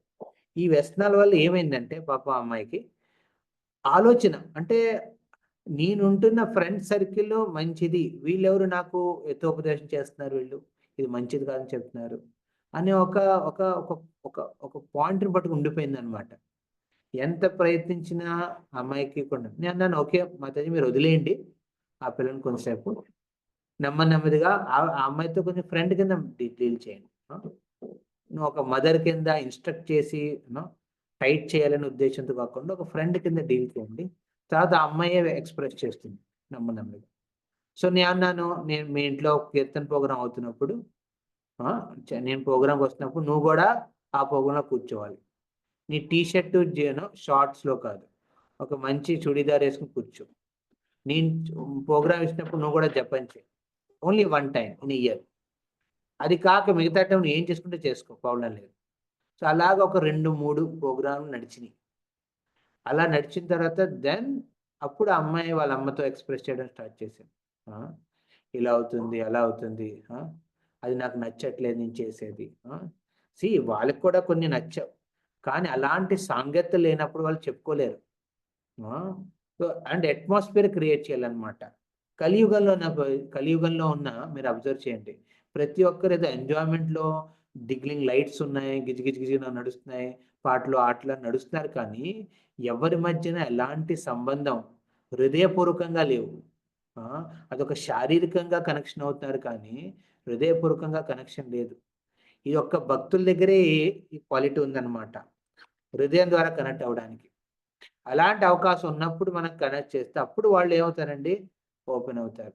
వాళ్ళకి తెలుస్తుంది, ఓకే దుస్సంగం ఏంటి, సత్సంగం ఏంటి అనేది, ఆ వేదన డిఫరెన్స్ తెలుస్తుంది అనమాట. ఇది కలియుగం. కలవ్ అంటే ఏంటంటే ప్రతి చిన్న విషయం కూడా గొడవ పెట్టుకోవడం. నెమ్మదిగా ఇప్పుడు అమ్మాయి ఇప్పుడు హెయిర్ హోస్టెస్ అనుకుంది, కానీ అవ్వలేదు అందులో. తర్వాత అమ్మాయి ఇప్పుడు లా ప్రిపేర్ అవుతుంది, లా ప్రిపేర్ అవుతూ ఒక చోట చదువుకుంటుంది. ఇప్పుడు సెకండ్ ఇయర్ లా. సో పరివర్తన అవుతుంది. ఎప్పుడైనా ప్రోగ్రామ్ ఉంటే, యాత్రలు ఉంటే యాత్రలు కూడా వాళ్ళ అమ్మతో వెళ్తుంది ఇప్పుడు. సో ఆ విధంగా మార్పు వస్తుంది. మార్పు ఎప్పుడు వస్తుందండి? వాళ్ళకి తెలిస్తే ఓకే, నేనుంటున్న ఫ్రెండ్ సర్కిల్లో పార్టీకి మీ ఫ్రెండ్సే కానీ హార్ట్ టు హార్ట్ ఫ్రెండ్స్ కావు. ఆ హార్ట్ టు హార్ట్ ఫ్రెండ్స్ అవ్వాలంటే ఏంటంటే కృష్ణుడు కేంద్రంగా పెట్టుకోవాలి. అందుకే ఈ ప్రపంచంలో కలియుగంలోన విశేషంగా శ్రీల ప్రభుపాదులు అమెరికాకు వెళ్ళినప్పుడు ఆయన ఏం చేశాడండి? దీని మీద కేంద్రించాడు. కృష్ణని కేంద్రించి పెట్టాడు. రిలేషన్షిప్ అందరితో కలిశాడు. ఆ సమయంలో ఉన్న యువకులు యువతలు వాళ్ళ వయసు 22 నుంచి 28 దాకా ఉండేది అంతే. ప్రభుపాద వయసు ఎంతండి అప్పుడు? ప్రభుపాద 70. వయసుకేం లేదు కనెక్షన్, కానీ వాళ్ళు ఎలా కలిసిపోయారండి? ఎందుకంటే వాళ్ళకి ఏం తెలుసంటే ఈ పెద్ద ఆయన, ఈ ముసలాయన వచ్చింది మా దగ్గర నుంచి ఏదైనా తీసుకోవడం కాదు, మాకు ఇవ్వడం కోసం. మాకు ఏదో ఒక ఆనందాన్ని ఇచ్చే ఉద్దేశంతో వచ్చాడు, కానీ మమ్మల్ని చీటింగ్ చేసే ఉద్దేశంతో రాలేదు. ఆ ఆలోచనతో వాళ్ళు ఏమారండి? తమ మనసును తెరుచుకున్నారు. మనసు తెరుచుకోగానే ప్రభుపాదులు ఏం చేశారు? కీర్తన ద్వారా, శ్రవణం ద్వారా, ప్రసాదం ద్వారా తమ హృదయంలో కృష్ణుణ్ణి నింపారు. అది ఆ ప్రయత్నం ద్వారానే ఈ కలియుగ లక్షణం కలవు, ఈ కలహాల నుంచి బయటపడచ్చు. ఎప్పుడైనా గొడవ అయిందనుకోండి, ఏం చేయాలి? ఆ గొడవ గురించి డిస్కషన్ పెట్టుకోకుండా కలిసి అందరూ శ్రవణ కీర్తనం చెయ్యాలి. దాని తర్వాత కూర్చుని ప్రసాదం తీసుకోండి. ప్రసాదం తీసుకున్నప్పుడు ఏ కలహం వచ్చిందో, దేనివల్ల గొడవ వచ్చిందో దాని గురించి అప్పుడు ఎక్స్ప్రెస్ చేయడం చేస్తే అది ఈజీగా సాల్వ్ అవుతాయి. చాలాసార్లు ఏం చేస్తాం? ఆ కలహాల్లో ఉండిపోయి విచలితం అయిపోయి మనస్సు స్థాయిలో ప్రతి ఒక్కరూ ఇంకో అలవాటుకి ఒక మిగతా చెడు అలవాట్లకి బానిస అయిపోతారు. ఇది ఒక రోజులో స్టార్ట్ అయ్యేది కాదు, ఒక చిన్న బ్యాడ్ హ్యాబిట్ అన్నమాట. అలా స్టార్ట్ అవుతుంది. అందులో మనం డిస్టర్బ్ అవుతాం. డిస్టర్బ్ అయిన తర్వాత ఏం చేస్తాం? భగవత్ సత్సంగాన్ని ఆశ్రయించకుండా మనం ఏం చేస్తాం? దాని నుంచి బయటపడే మార్గాల్లో ఇంకో చెడు అలవాటు పడిపోతాం అనమాట. కార్యానికి అలవాటు పడిపోతాం. అలాగా ఒకటి నుంచి ఒకటి అలా పెరుగుతూ ఉంటాయి అనమాట. అందుకే మంచి సాంగత్యం ఉన్నప్పుడే ఇలాంటి కలహాల నుంచి బయటపడచ్చు. ఓకే, ఇది ఇక్కడ ఎక్స్ప్లెయిన్ చేస్తుంది అనమాట. సినిమాలు కావండి, స్పోర్ట్స్ కావండి, గ్యాంబ్లింగ్, క్లబ్స్, దుస్సంగం, ధూమ్రపానం, తాగుడు, చీటింగ్, ఇంకోళ్ళు మోసం చేసే అలవాటు, దొంగతనాలు, ఇవన్నీ చిన్న విషయంగా స్టార్ట్ అవుతాయి అనమాట. ఒక చిన్న పిల్లాడు చిన్నప్పటి నుంచి అలవాటు ఉండేది అనమాట. పక్కింటికి లేదు దొంగలను తీసుకొచ్చాడు. అమ్మ చూసేది, అమ్మ అనేది కాదు, హే ఏంట్రది అలా దొంగతనం చేయడం కొట్టలేదు అని. నెమ్మదిగా పెద్ద అయ్యాడు. పెద్ద అవుతూ కూడా తన దొంగతనం కూడా పెరిగిందనమాట నెమ్మదిగా. ఒకసారి ఏమైంది? అలా దొంగతనంతో పాటు తన చెడు వ్యసనాలు కూడా అలవాటు అయ్యాడు. డబ్బు వచ్చింది కదా. అలా చెడు వ్యసనాలకి అలవాటైన వాడు ఒకసారి ఒక అతన్ని చంపేశాడు. పోలీసులు పట్టుకున్నారు, కోర్టు తీసుకెళ్లారు, వాడి ఉరి అయ్యాలని నిర్ధారించారనమాట. వాడు జైల్లో కూర్చున్నాడు, ఉరి అవ్వబోతున్నారు. వాడిని అడిగాను లాస్ట్ విష్ ఏంటని. అప్పుడు వాడు ఏమంటాడంటే మా అమ్మను ఒకసారి కలవాలంట. వాళ్ళ అమ్మ వస్తుంది చూడ్డానికి. అమ్మ రాగానే అమ్మని దగ్గరగా పిలుస్తాడు. వాడు జైలుకి ఇటువైపు ఉంటాడు, వాళ్ళ అమ్మ అటువైపు ఉంటుంది. చెరువు పిలవగానే వాళ్ళ అమ్మ చెవిని పెట్టమంటాడు ఏదో మాట్లాడే ఉద్దేశంతో. ఆవిడేమో ఏదో సీక్రెట్గా చెప్తాడు అనుకుని చెవి పెడుతుంది. చెవి పెట్టగానే కొడుకు ఏం చేస్తాడు? తన తల్లి చెవిని కరిచేస్తాడు. మొత్తం చెవిని బయట తీసేస్తాడు. ఆడు ఏడుస్తూ మొత్తం రక్తం పడిపోయి పడిపోతుంది. అప్పుడు ఏడుస్తూ లేచి, అరే ఏంట్రా ఇలా చేసావనంటే, చిన్నప్పటి నుంచి నేను దొంగతనం చేసినప్పుడు నాకు ఎప్పుడు నువ్వు విన్నావు, నా ద్వారా కాదు మిగతా వాళ్ళందరూ చెప్తున్నారే మీ కొడుకుని ఇలా చేస్తాడు, సర్ది చెప్పుకో అని. కానీ నువ్వు వెళ్ళలేదు. నేనే అనుకున్నాను అదే పర్లేదు కదా, ఇదే అంత చిన్న విషయమే కదా అనుకున్నాను. పెరిగాను. అప్పుడు కూడా పెద్ద విషయాలు అయినాయి, అది కూడా విన్నాం, కానీ నువ్వే వినిపించుకున్నట్టు ఉండిపోయావు. ఇప్పుడు చూడు, నాకు ఇలా ఊరి అవడానికి కారణం నువ్వు నువ్వు పెంచిన సంస్కారం అలాంటిది. మనం చిన్నప్పటి నుంచే ప్రయత్నించాలన్నమాట, మంచి అలవాట్లకి మనం చేసిన పిల్లల్ని మంచి సంస్కారం ఇచ్చేటట్టుగా. అలా సంస్కారం ఇస్తే పాప ప్రవృత్తి ఉంది, కలియుగ కలహాలు గోల్డ్ ఉంటాయి, వాటి నుంచి మనం పిల్లల్ని కాపాడాలంటే మంచి సంస్కారం ముందుగా ఇవ్వాలి. వాళ్ళు బయటికి వెళ్ళినప్పుడు వాళ్ళు ఎవరితో మాట్లాడుతున్నారు, ఏం చేస్తున్నారు, అవన్నీ చెక్ చేస్తుంటే మనం కూడా కలత చెందుతూ ఉంటాం, మనసులో యాంగ్జైటీ వచ్చేస్తుంది, అన్న నమ్మకం ఉండదు అని చెప్పేది. సో ప్రేమ ద్వారానే మనం ఈ కలియుగ ఈ లక్షణం ఏంటంటే కలతల నుంచి బయటకు పడవచ్చు. అది ఇక్కడ వర్ణించబడింది. ఇంకెవరైనా ఇంకో పాయింట్ ఇక్కడ ప్రభుపాదుల అనువాదంలో భాష్యంలో చెప్పిన పాయింట్ చెప్పాలనుకున్న చేతులు ఎత్తండి. ఎనీవన్ కలియుగ లక్షణాల గురించిలో ఇది ఒక లక్షణం, దీని ఏంటి కలవ్ అని ఉంటుంది. కలవ్ అస్మిన్ యుగే జన, ఆ శబ్దాన్ని వర్ణించి ప్రభుపాలు చెప్పారు. యా రాధికా మాతాజీ, మీరేం చెప్పాలనుకుంటున్నారా? హరే కృష్ణ ప్రభుజీ, దండవత్ ప్రణామాలు. మనం చేసేదే కరెక్ట్ అని మనం భావిస్తాము. ఏదైతే మనం నడవడిక ఉంటుందో మనదే మనం కరెక్ట్ అని భావిస్తాం. ఎదుటి నుంచి మనం స్వీకరించాం వాళ్ళది కరెక్ట్, వాళ్ళ భావనతో వాళ్ళ ఉద్దేశాన్ని స్వీకరించాం. మనది కరెక్ట్ గా వాదిస్తుంటాం ఎప్పుడైనా. అంటే శాస్త్రం చెప్పిన దానికంటే మనదే మన భావన, మనం చేసే ఆలోచనే మనది, నేను చేసేది సరైనది, నేను సరిగా నడుచుకుంటున్నాననే అనిపిస్తూ ఉంటుంది అనేది ఒకడు ఇలాగే ఆర్గ్యుమెంట్ చేస్తాడనమాట, నా పాయింట్ ఇది అంటే నేను చెప్తున్నది ఈ పని చేయడానికి కత్తెర అవసరం, ఇంకోటి అంటున్నాడు కత్తెర కాదయ్యా చాకు అవసరం, చాకుతో కొయ్యాలి, కత్తెర అని వాడు, వీడేమో చాకు అని వీడు. అలా వాళ్ళు గొడవ పెట్టుకుంటూ ఏవైనా కోపంతో ఈ చాకు అనేవాడు ఏం చేశాడు, కత్తెర వాడిని ఒక కొనలో తోసేశాడు. తనలో అక్కడ ఉబ్బి ఉందనమాట, ఉబ్బిలో అక్కడ లోపల దిగజారిపోతున్నాడు లోపలికి. దిగజారిపోతున్నా ఏం చేస్తాడు వాడు, ఆ కత్తెర చూపిస్తాడు, కత్తెరే ఇంపార్టెంట్, చాకు కాదు. చస్తున్నాడు వాడు, చచ్చిపోయినా వాడు పాయింట్ వదలట్లేదు. ఈ ప్రపంచంలో మనుషులు ఉంటారనమాట, తమ అనుకున్నదే బెస్ట్. నేను చచ్చినా అదే పాయింట్ మీద ఉంటాను నేను, నా పాయింట్ చెప్పుకోండి, నేను చచ్చిపోతాను. కానీ మనం ఎలా ఉండాలండి మొత్తం సంగతుల్లో, మనం ఒక బెలూన్ లాగా అనమాట. ఇప్పుడు ఒక గాలి బెలూన్ ఉంటాయి అనమాట, హైడ్రోజన్ బెలూన్స్. ఏం చేస్తాం, వదులుతాం, బెలూన్ వదలగానే అవుతుందంటే పైకి వెళ్తుంటారు. కానీ పైకి వెళ్ళిన తర్వాత ఎవరో దాన్ని కొడతారు టాప్ అని, అది వెళ్ళిపోతుంది. అప్పుడు నువ్వు బాధపడకూడదు, మన పాయింట్స్ అలా ఉండాలన్నమాట. మన పాయింట్ చెప్తాం, ఇంకో లేదో పాయింట్ చెప్తారు, ఓకే, ఆ పాయింట్ రాగానే మీ పాయింట్ చెప్పిన బెలూన్ పగిలిపోతుంది అనమాట, దానికి ఏముండదు, ఓకే పర్లేదులే, నన్ను కొట్టలేదు కదా వాడు, ఆ బెలూన్ కొట్టాడు. మనం చెప్పిన పాయింట్ వేరనమాట. ప్రభుపాద అనువాదంలో కలియుగ లక్షణాల్లో ఇంకే లక్షణాల గురించి చెప్పారు, ఇంకెవరైనా చెప్పాలనుకుంటున్నారా? జానకి మాతాజీ, ఎస్, తర్వాత శ్రియా మాతాజీ. హరే కృష్ణ ప్రభుజీ, ధన్యవాద ప్రణామం. తాపత్రయాల గురించి చెప్పారు ప్రభుజీ. ఎక్కడ తాపత్రయం?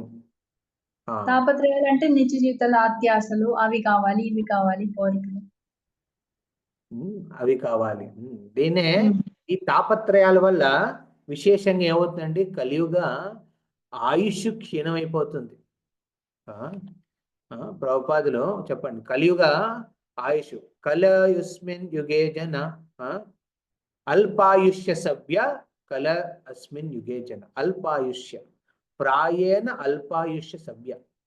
మీరు ఒకటి అబ్జర్వ్ చేయాలి, మన ప్రాణశక్తి భగవంతుడు మనం పుట్టించినప్పుడు మన ప్రాణశక్తిని రోజుల ప్రకారం డివైడ్ చేశాడు. ఇప్పుడు మీకు మొబైల్ ఉంది, అది డిశ్చార్జ్ అవుతే ఏం చేస్తారు, మీరు ఛార్జింగ్ పెడతారు.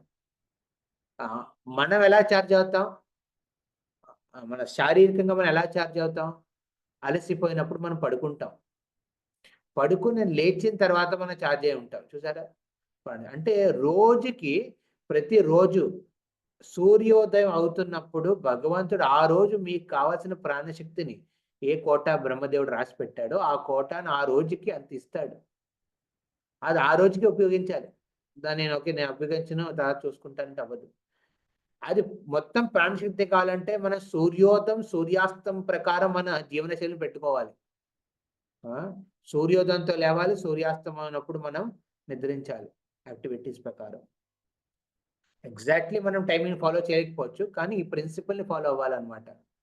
ఎవరైతే అలా పాటిస్తారో సంతులనం పెట్టుకుని ఉంటారో తమ జీవితంలో, దేంట్లో ఆహారం నిద్ర, యుక్తాహారస్య విహారస్య యుక్త చేతస్య కర్మసు యుక్త స్వప్నస్య బోధస్య యో భవతి దుఃఖ.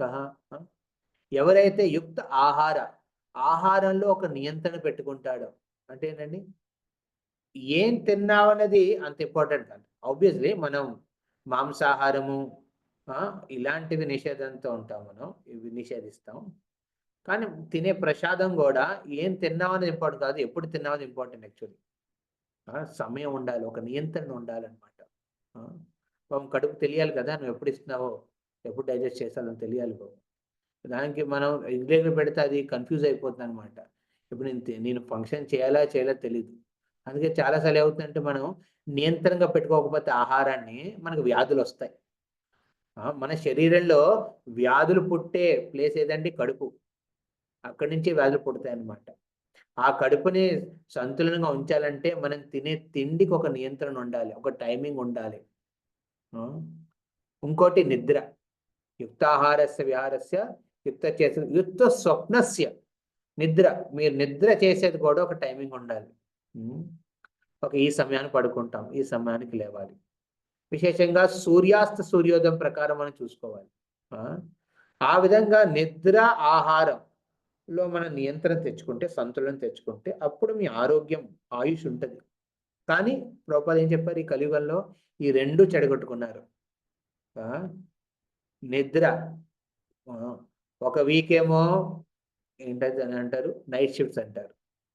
రెండో వారం ఏమో ఆఫ్టర్నూన్ షిఫ్ట్ అంటారు. మూడో వారం డే షిఫ్ట్ అంటారు. తర్వాత మళ్ళీ నైట్ అని అంటారు.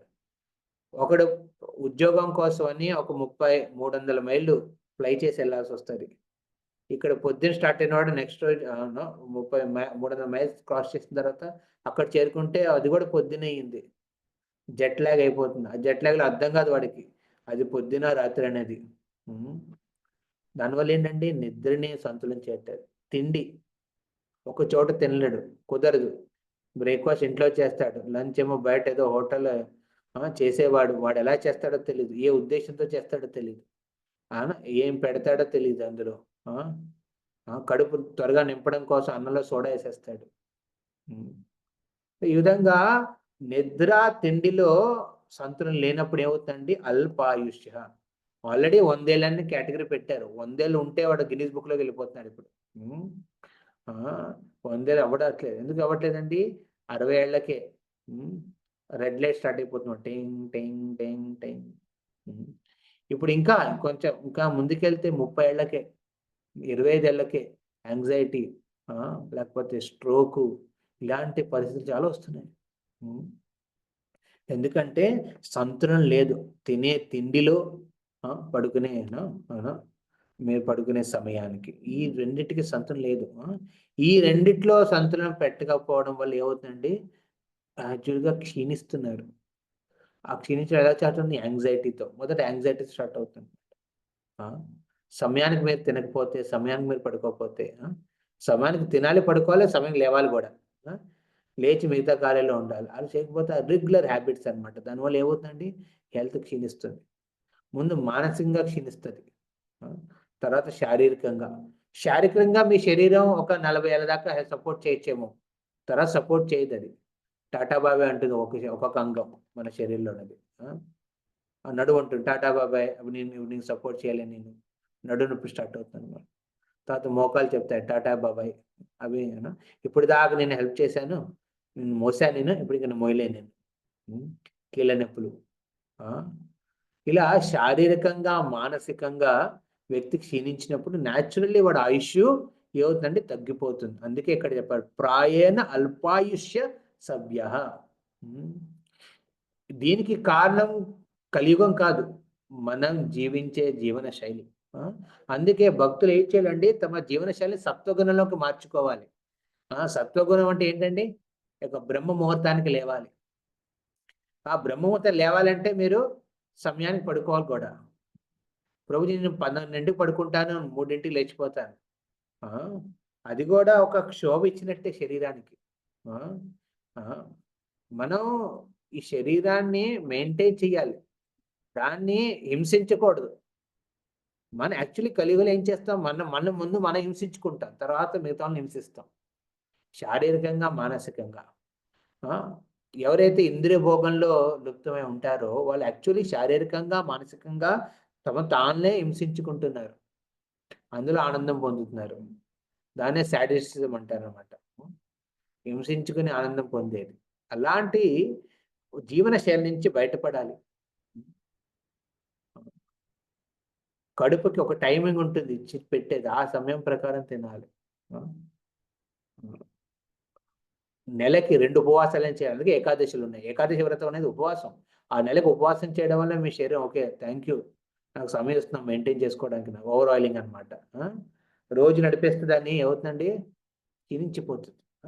భౌతికంగా ప్రతిదీ క్షీణిస్తుంది, కానీ అది భగవంతుని నుంచి సమయం ప్రకారం ఉండాలి. మీరేం చేస్తారు, దాన్ని ఫాస్ట్ ఫార్వర్డ్ చేసేస్తారనమాట. ఫాస్ట్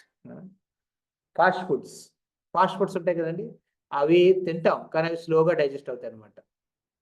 ఆ కడుపును కాల్చేస్తాయి అనమాట, హింసిస్తాయి. చిన్న వయసులోనే వింత జబ్బులు. వీటికి కారణం ఏంటండి, మన జీవన శైలి.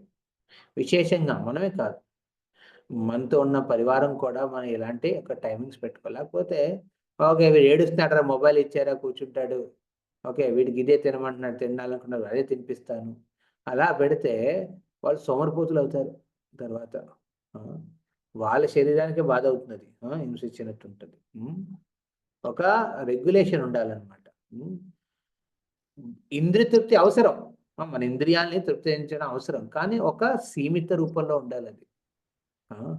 రోజు నేను ఇంద్రియ తృప్తి చేయకపోతే నేను అంత కఠోరంగా ఉంటాను, నేను ఏం తిన్ను ఏం తాగను, అది కూడా ఒక హింసే శరీరానికి. తినాలి, ఒక రెగ్యులేషన్ ఉండాలి. పడుకోవాలి, దానికి కూడా ఒక సమయం ఉంది. మీరు ఎక్కువ పడుకుంటే బద్ధకస్తులు అవుతారు, తక్కువ పడుకుంటే ఏమవుతారంటే పిచ్చి వాళ్ళు అవుతారు. బద్ధకస్తులు అవ్వాలా పిచ్చి వాళ్ళు అవ్వాలా మీరు? భక్తులు అవ్వాలి. భక్తులు అవ్వాలంటే ఒక సమయాన్ని పాటించాలి పడుకునేది. సరే, ఎక్కువ తింటే అజీర్తి అయ్యి మనకు రోగాలు వస్తాయి, తక్కువ తింటే ఆ అసంతృప్తితో ఏం చేస్తాం, మిగతా వాళ్ళని కోపాన్ని చూపిస్తాం. మనం శరీరానికి మానసికంగా శారీరకంగా కొంచెం తృప్తి ఇవ్వాలి. అది ఇవ్వకపోతే అది ఒక క్రోధ రూపంగా మారి మిగతా వాటి మీద చూపిస్తాం అనమాట. ఒక బ్యాలెన్స్డ్ గా వెళ్ళాలన్నమాట. ఇంకే లక్షణాల గురించి మాట్లాడారు ఇక్కడ కలియుగంలో? హరే కృష్ణ ప్రభుజీ. యా. కొంచెం ప్రణామాలు ప్రభుజీ. ఇక్కడ మనము కృత్రిమ జీవనంతో మానవుడు చెడిపోతున్నాడు. ఇక్కడ ఏంటంటే మనము మన గురించి కానీ లేదంటే పరతత్వం గురించి తెలుసుకోవడానికి సరి అయిన విద్యాలయాలు కానీ, చదువు కానీ, సంఘాలు కానీ, సత్సంగం కానీ లేక మానవుడు ఇంద్రియ భోగాన్ని అనుభవించాలని దీంతో నాగరికత పేరుతో చెడిపోతున్నారు ప్రభుజీ. దానికి మనశ్శాంతి లేక చాలా కష్టాలు పడుతున్నాడు ఈ దుఃఖాలయంలో ప్రభుజీ. అది ప్రభుజీ. హరే కృష్ణ ప్రభుజీ. అద్భుతమైన పాయింట్ ఇది. విద్యాలయాలు, విద్య అనేది మనం అజ్ఞానాన్ని నుంచి జ్ఞానాన్ని తీసుకురావాలి. ఓం అజ్ఞాన తిమిరంధస్య తమసోమ జ్యోతిర్గమయ మృత్యోర్మా అమృతంగమయ. ఈ భౌతిక శరీరం మృత్యు తథ్యం, మృత్యు అనేది తథ్యం. కానీ ఎవరైతే అమృతంగమయ అంటే ఆత్మ సాక్షాత్కారం అయ్యి ఎవరైతే ముక్తిని పొందుతారో అలాంటి విద్యని మనం కోరుకోవాలి. కానీ ఇప్పుడున్న పనికి మాలిన ప్రభుపాద అనువాదాలు ఏం రాస్తారు, పనికి మాలిన విద్యాలయాలు. ఎందుకని అంటారు అని పనికి మాలిన విద్యాలయాలు మనం విద్యాలయానికి వెళ్ళి డిగ్రీలు తీసుకోవడం మానేయడం అదేం చెయ్యం. అది అవసరం ఉద్యోగం కోసం, ఓకే నాకు డబ్బులు అవసరం, శాలరీ అవసరం, దానివల్ల ఇల్లు నడవాలి, దానికోసం చేస్తాం. కానీ మనం అర్థం చేసుకోవాలి, ఈ విద్యాలయాల్లో ఆధ్యాత్మిక జీవనం గురించి చెప్పే ప్రసక్తే లేదు. ప్రసక్తే లేదు.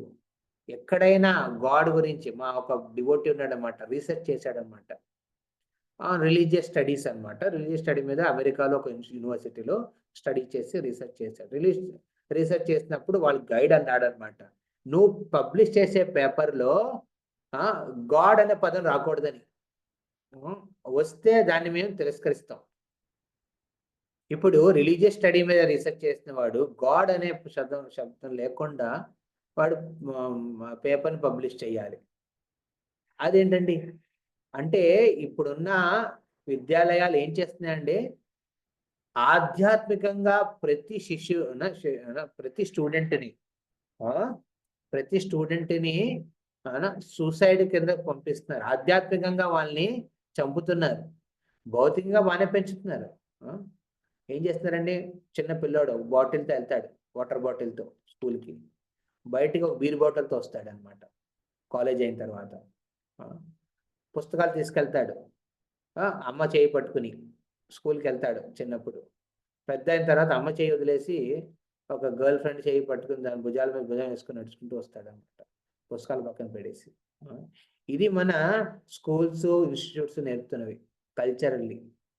కల్చర్ నాలెడ్జ్ గురించి చెప్పట్లేదు. వాళ్ళు చెప్పే విద్య okay, science, maths, physics, chemistry బాగానే చెప్తున్నారు, వాటి మీద వైజ్ఞానికంగా పెరుగుతున్నాం.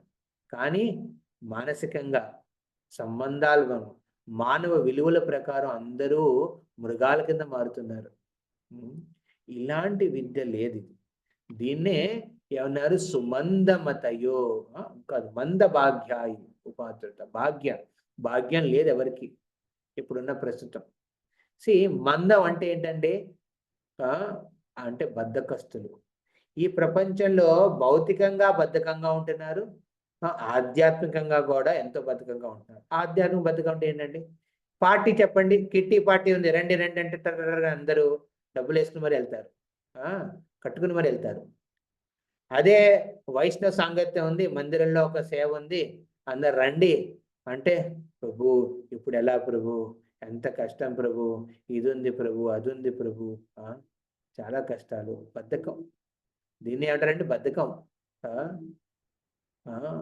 ఈ బద్ధకం ఉన్నంతసేపు మనం కృష్ణ భావనార్థంలో పెరగలేం. ఆధ్యాత్మిక బద్ధకం. భౌతికంగా కూడా చాలా మంది బద్ధకస్తులు అవుతున్నారు. కానీ భౌతికంగా చూస్తే చాలా మంది ఏంటంటే యాక్టివ్గా ఉంటారనమాట.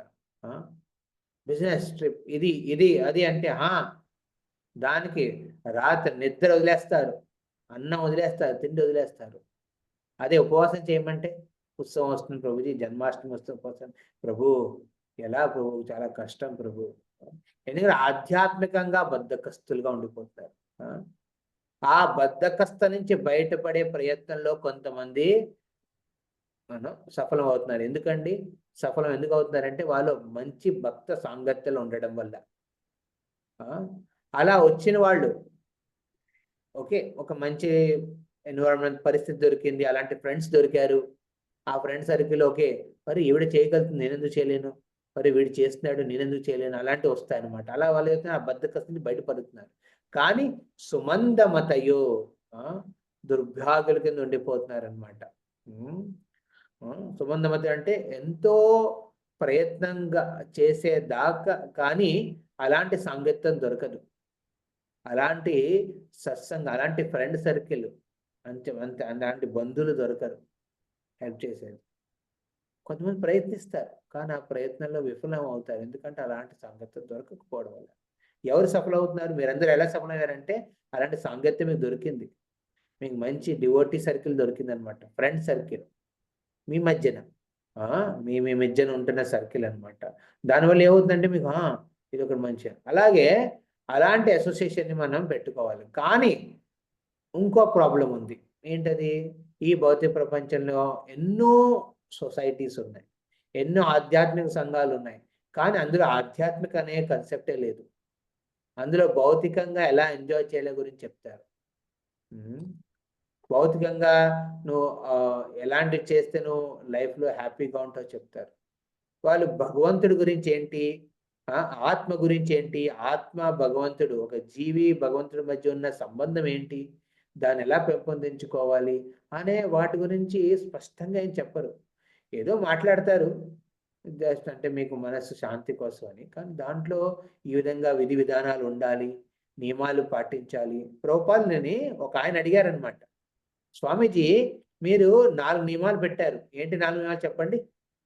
ఇస్కాన్ సంస్థలో దీక్షకి కోరుకుని తమ భక్తిని పెంపొందించిన వాళ్ళు ఈ 4 నియమాలు పాటిస్తారు. ఏంటవి తెలుసా మీకు అందరికి? ఎవరికైనా తెలుసా? చేతులు చెప్పండి. నాన్ వెజ్ తినకూడదు, మాంసాహార నిషేధన, ఇంకా జూదం ఆడకూడదు, జూదం ఆడకూడదు, జూద నిషేధన, ఇంకా మూడవది మద్యపానం చేయకూడదు ప్రభు. మద్యపానం, ధూమ్రపానాలు అవన్నీ. ఓకే, వ్యసనాలు, వ్యభిచారం ఇలాంటివి వ్యభిచారం, శ్రీసంగ, అవైధ సంఘ, అవైధ సంఘ, వ్యభిచారం. ఈ 4 నియమాలు నిష్ఠతో పాటిస్తారు. ఇవన్నీ దేంతో స్టార్ట్ అవుతాయి? మొదటిది అవైధ సంఘ, వ్యభిచారంతో స్టార్ట్ అవుతాయి. వ్యభిచారాన్ని మెయింటైన్ చేయడం కోసం ఏం చేస్తాడు? డబ్బులు అవసరం. ఆ డబ్బుల కోసం జూదం ఆడతాడు. అలా జూదం ఆడి అక్రమ సంబంధాలు పెట్టుకున్న వాడు మనసు శాంతిగా ఉండదు, విచలితం అవుతాడు. ఆ విచిత్రాన్ని దూరం అవడానికి ఏం చేస్తాడు? మందు కొడతాడు. వ్యసనాలకి దుర్వ్యసనాలు అంటే చెడు, ధూమ్రపానం, వీటన్నిటికీ అలవాటు అవుతాడు. అలా తాగిన మందుని డైజెస్ట్ చేసుకోవడం కోసం, రుచి కోసం ఏం చేస్తాడండి? మాంసాహారం మీద పడతాడు. ఇవన్నీ కనెక్టెడ్ అన్నమాట. ఇది ఆపోజిట్ గా కూడా కనెక్టెడ్. మాంసాహారం చేసేవాడు ఏమవుతుందండి? రజోగుణం పెరుగుతుంది అనమాట. ఆ రజోగుణాన్ని సంతృప్తి పరచడం కోసం ఏం చేస్తాడండి? మందు తాగుతాడు, వ్యసనం అంటే అవైధ వ్యభిచారానికి పాల్పడతాడు. అలా వీటన్నిటిని మెయింటైన్ చేయడం డబ్బులు అవసరం కాబట్టి జూదానికి అలవాటు అవుతాడు. తక్కువ ప్రయాసతో ఎక్కువ డబ్బులు తీసుకోవాలి. ఇలా ఈ 4 కనెక్టెడ్ అనమాట. ఇటుని స్టార్ట్ చేయండి, అటుని స్టార్ట్ చేయండి. ఇవన్నీ ఏం చేస్తాయంటే వ్యక్తిని హినిస్తాయన్నమాట. ఈ కలియుగ ఈ 4టిని ఉద్దేశించి జీవనం చేసేవాడికి భక్తి మార్గంలో వచ్చే ఆలోచన వస్తుందండి? రాదు. అలా వచ్చిన కొంతమంది సౌభాగ్యులు ఉంటారన్నమాట. వాళ్ళు కూడా ఏమవుతారండి? కొన్ని చెడు సాంగత్యం అంటే ఆధ్యాత్మిక రూపాన్ని ధరించిన చెడు సాంగత్యంలోకి వెళ్ళి దాంట్లో కూడా ఇవే కంటిన్యూ చేస్తారు ఆధ్యాత్మికంగా. ఓషో అక్కడ ఏమవుతుందండి? ఓషోలో ఏంటంటే వ్యభిచారమే అవుతుంది. అది ఆధ్యాత్మిక రూపాన్ని ధరించి చెప్పారనమాట. ఈ విధంగా ఎన్నో చోట్ల ఈ 4 నియమాలను ఉద్దేశించి ఎవరేం చెప్పరు. పర్లేదులేండి, వదిలేండి, నువ్వు భగవంతుని నమ్ముకో సరిపోతుంది, ఇదంతా ఎందుకు అవసరం అంటారు. మీరు తినండి, తాగాల్సింది తాగండి, సంబంధాలు పెట్టుకోండి. అది ఓన్లీ శారీరకంగా కదా, మానసికంగా మీరు భగవంతుని మీద ఉద్దేశం పెట్టుకుని ఉండండి, అది సరిపోతుంది. అలా కొన్ని దుర్భాగ్యవస్థ వల్ల ఏమవుతుందండి? అలాగ లోనయ్యి వాళ్ళు ఈ భక్తి మార్గం నుంచి బయటకు వచ్చేస్తారు. భక్తి మార్గ శుద్ధ రూపంలో ఉండలేరు, చాలా కష్టం. ప్రభుపాదులు అడిగారు, ప్రభుపాదులు మీరు 4 నియమాలు ఎందుకు పెట్టారు? అందులో అట్లీస్ట్ టీ, కాఫీ వదిలేండి, సిగరెట్ వదిలేండి, తాగనివ్వండి మీ శిష్యుల్ని. అలా చేస్తే మీకున్న లక్షల శిష్యులు ఉన్నారు, ఇప్పుడు వాళ్ళు కోట్లలో తయారవుతారు మీకు అని చెప్పారు స్వామీజీకి. అప్పుడు ప్రభుపాదులు ఏమన్నారు? నాకు అలాంటి వాళ్ళు అవసరం లేదు. నాకు 4 నియమాల్ని నియమితపూర్వకంగా పాటించే వాళ్ళు, శ్రద్ధతో హరినామాన్ని ప్రేమతో శ్రద్ధతో చేసేవాళ్లే నేను దీక్ష కింద స్వీకరిస్తాను. అప్పటిదాకా వాళ్ళు ఇస్కాన్ సంస్థకి, కృష్ణ భావన సంఘకి అనుకూలంగా రావచ్చు, సాంగత్యం తీసుకోవచ్చు. ఎప్పుడైతే వాళ్ళు ఈ 4 నియమాల్ని 16 మాల్ని నియమితపూర్వకంగా నిష్ఠగా పాటిస్తారో వాళ్ళే అర్హులు అవుతారు. దేనికండి? దీక్షకి. ఒక కృష్ణ భావనామృతంలో గౌడీయ సంప్రదాయంలో శిష్యులు అవ్వాలంటే దీనికి ఇవి నియమాలు ఇంపార్టెంట్. ప్రభుపాదులు అందులో ఒక్కటి కూడా తగ్గించుంటే కోట్లలో అయ్యేవారు. కానీ అది కూడా తగ్గించలేదు ఆయన. సో ఇది వెరీ ఇంపార్టెంట్ అర్థం చేసుకోవాల్సింది. కలియుగంలో ఈ దుర్భాగ్యవస్థలు ఉంటారన్నమాట. దుర్భాగ్య సంస్థల వల్ల ఏమవుతుందంటే చాలా మంది వాటికి లోనయ్యి మెయిన్ భక్తి మార్గంలో ఉండలేకపోతారు. కష్టం. భగవంతుడు ఎవరు చెప్పరు కూడా చాలా మంది. వాళ్ళు చెప్తారు ఆధ్యాత్మిక సంస్థ అని చెప్తారు, కానీ భగవంతుడు చెప్పంటే భగవంతుడు ఒక దీపం. ఆ దీపమే అన్నిటికీ మూలం. ఆ దీపాన్నే ధ్యానించండి. అరే దీపం ధ్యానిస్తే నీకు నిద్ర వస్తుంది అంతే. ఇక్కడ భగవంతుడు ఒక స్వరూపం, శ్యామసుందర రూపం, దివ్య రూపం. ఆ దివ్య రూపాన్ని దర్శించుకుని తరించాలి, కానీ ఆ దీపాన్ని చూసి ఎలా తరిస్తామండి? నిద్రిస్తాము తప్ప. సో ఆ విధంగా ఎన్నో సంఘాలు ఉన్నాయి ఏంటి మీ మార్గాన్ని మళ్లించడం కోసం. అలా మళ్లించి వెళ్ళిపోయే వాళ్ళు ఉంటారు. కానీ కొంతమంది ఏంటండి నిష్ఠతో భక్తి మార్గంలో శ్రీ సంప్రదాయ, గౌడీయ సంప్రదాయ, బ్రహ్మ సంప్రదాయ, రుద్ర సంప్రదాయ, కుమార సంప్రదాయ, ఎన్నో ఆథరైజ్డ్ పారంపరిక సంస్థలు ఉన్నాయి. తద్వారా ఈ భక్తి మార్గాన్ని రక్షించి ఉన్నవి. అందులో ఎవరైతే చేరుకుంటారో వాళ్ళు నెమ్మదిగా గురువు మీద శ్రద్ధతో, భక్తుల సాంగత్యంలో ప్రేమతో సేవ చేస్తూ, సాంగత్యం రెగ్యులర్గా తీసుకుంటూ, నియమ నిబంధనలు పాటిస్తూ ముందుకు వెళ్తారు. కానీ వాళ్ళు కూడా ఏమవుతారంటే అందులో కొంతమంది దుర్భాగ్యులు అవుతారు. మంద సుమందమతయో మంద భాగ్యాయి ఉపాదృత అంటే ఏంటండి, వాళ్ళు కూడా ఏదో చిన్న గొడవ అయింది, ప్రభు నాకు ఆమె నచ్చలేదు, ఆమె నాతో ఇలా మాట్లాడింది, నాకు అస్సలు నచ్చలేదు, నేను భక్తి వదిలేస్తాను ప్రభుజీ. ప్రభుజీ అదేంటి ప్రభుజీ, నేను టెంపుల్కి వెళ్ళినప్పుడు నాకు ఫెస్టివల్లో నాకు ఆ గులాబ్ జామున్ పెట్టలేదు, నాకు అందరికి వెళ్ళి నాకు దొరకలేదు, ఇది అస్సలు బాగాలేదు, నేను వెళ్ళిపోతాను. ఇదేంటి ప్రభు సేవ అని ఈ డబ్బులు తీసుకుంటున్నారు, నా డబ్బులు కిట్టిపాటికి ఉంటాయి కానీ దీనికి ఉండవు ప్రభు. కానీ అదే ఎందుకు అడుగుతారు, నేను వెళ్ళను, వెళ్తే మళ్ళీ అడుగుతారు. అలా ఏదో ఒక చిన్న లోపాలని భక్తులు అన్న వాళ్ళు ఏంటండి ఒక హాస్పిటల్లో ట్రీట్మెంట్ చేసుకున్న పేషెంట్స్ అన్నమాట. మనందరం పేషెంట్సే కదా. పేషెంట్కి భౌతిక వ్యాధితో ఉన్నవాళ్ళం, ఆ భౌతిక వ్యాధితో ఉన్నప్పుడు మన లక్షణాలు తెలిసినాయి, ట్రీట్మెంట్ ఇస్తున్నప్పుడు ఆ వ్యాధి నెమ్మదిగా తగ్గుతుంది. మొదటి రోజే శుద్ధ భక్తులు ఎవరు అవరు.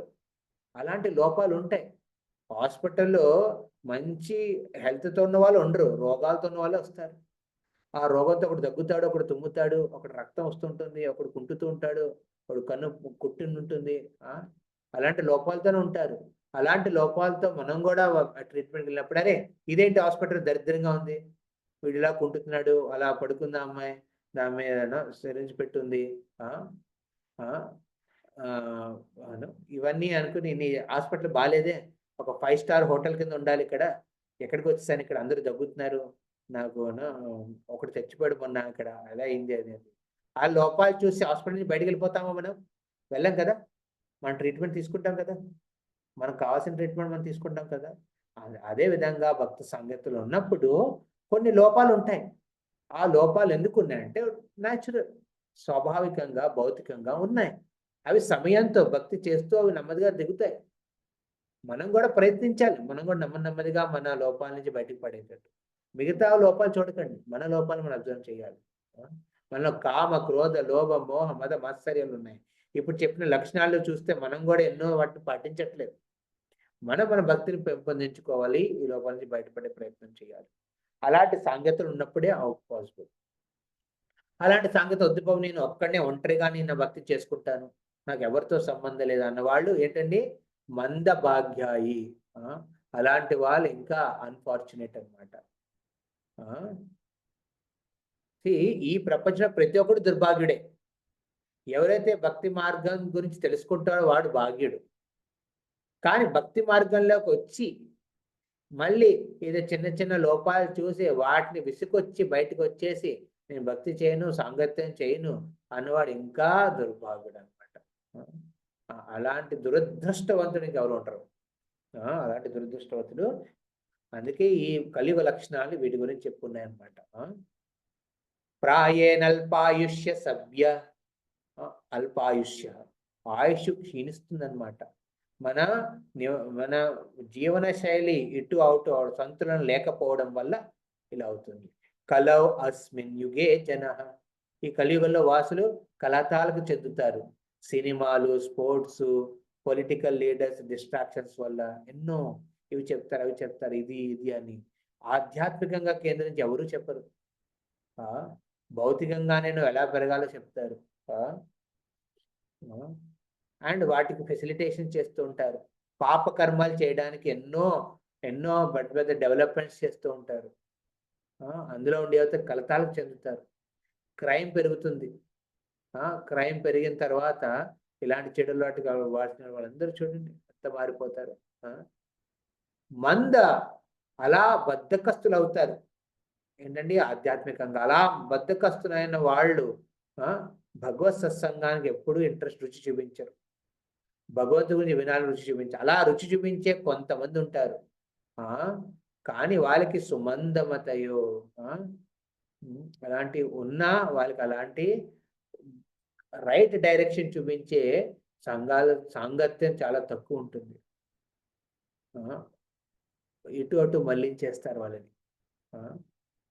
మంద భాగ్యాయోపాదత, అలా ఒక అటు ఇటు మళ్ళకుండా ఇటు అటు వెళ్లకుండా డైరెక్ట్ గా భక్తి మార్గంలో మంచి సంగతులు వచ్చిన వాళ్ళు ఉంటున్నారండి. భక్తిలో వాళ్ళు కూడా ఉండలేకపోతున్నారు. ఎందుకంటే చిన్న చిన్న లోపాలు చూసి అరే ఇది నాకు నచ్చట్లేదురా, దీని నుంచి బయటకు వచ్చేస్తాను, ఎందుకంటే ఇక్కడ అందరూ ఇలాగే ఉంటారేమో అనే ఒక ఒక ఒక ఆలోచనతో వాళ్ళు ఏం చేస్తారంటే వదిలేస్తారు.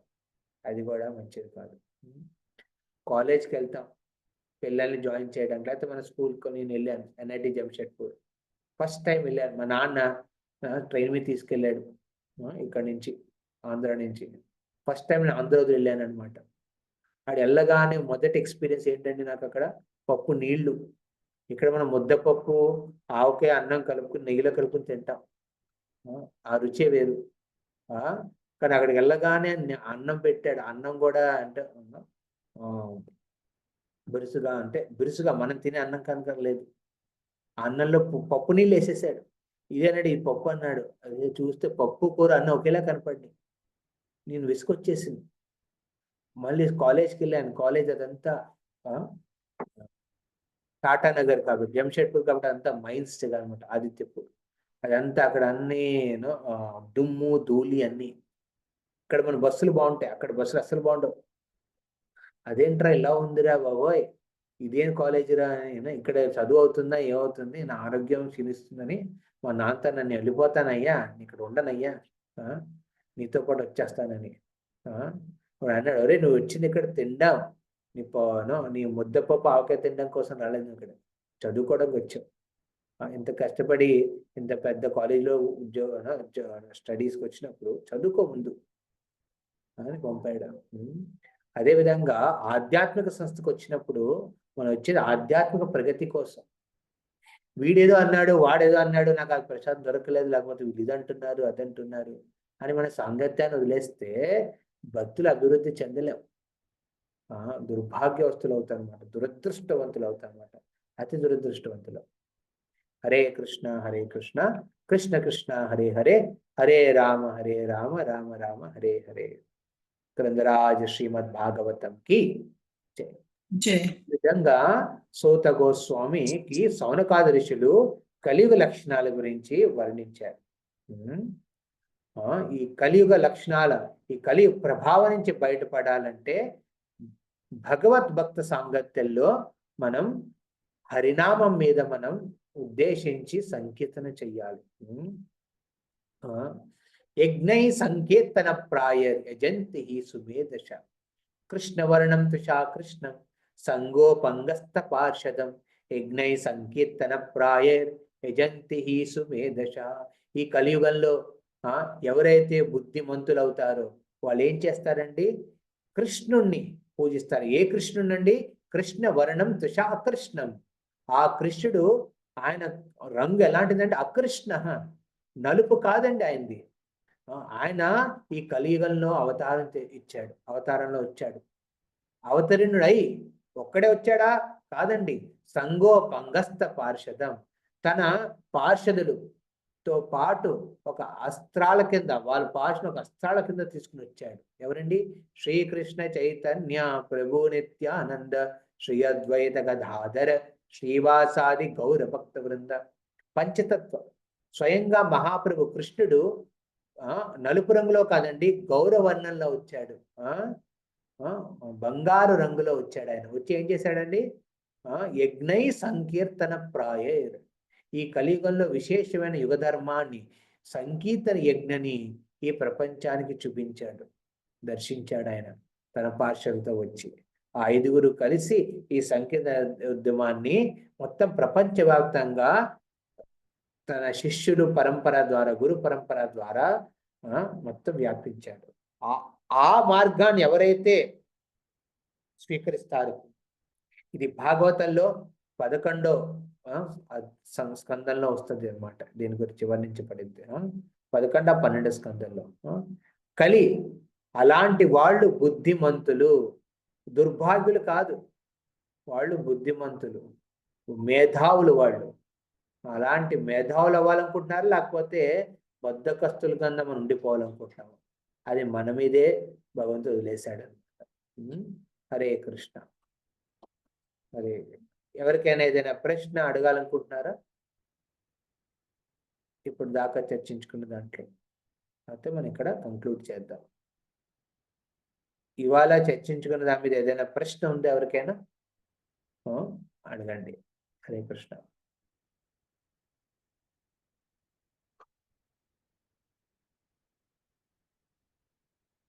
ఓకే, ప్రశ్న లేకపోతే ఎవరైనా ఏదైనా పాయింట్ చెప్పాలనుకుంటున్నారా? ప్రభు ఈ పాయింట్ బాగా నచ్చింది, ఒక పాయింట్ చెప్పండి. ఇది ఒకటి ఉంటుంది, ప్రభుజీ బాగా చెప్పారు, బాగా చెప్పాను, కానీ ఏం చెప్పాను అది కూడా తెలుసుకోవాలి కదా, అది కూడా తెలుసుకోవాలి. ప్రభుజీ మీరు శ్రీల ప్రభువాదుల వారి దీనికి ఈ ఇన్ని రోజుల నుంచి చదువుతున్నారు, దేనికి కనెక్ట్ అయ్యారని అడిగారు కదా.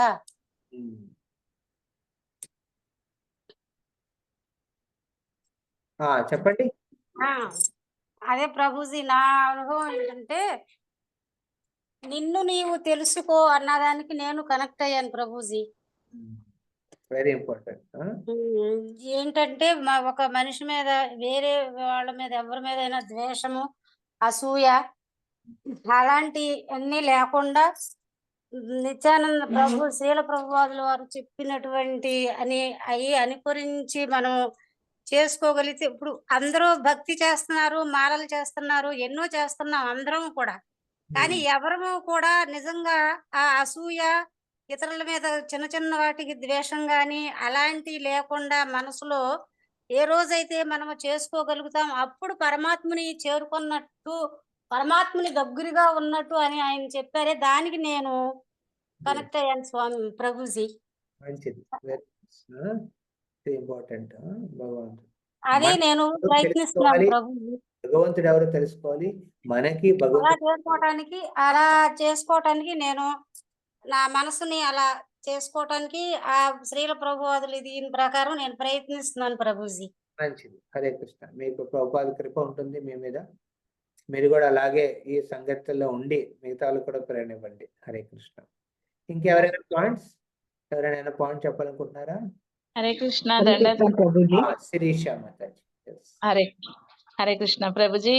నేను దేనికి కనెక్ట్ అయ్యానంటే, అందరినీ కులంతో సంబంధం లేకుండా అందరినీ వైష్ణవులుగా చూస్తారు కదా ప్రభుజీ. అందుకు నేను కనెక్ట్ అయ్యాను ప్రభుజీ భక్తిలో.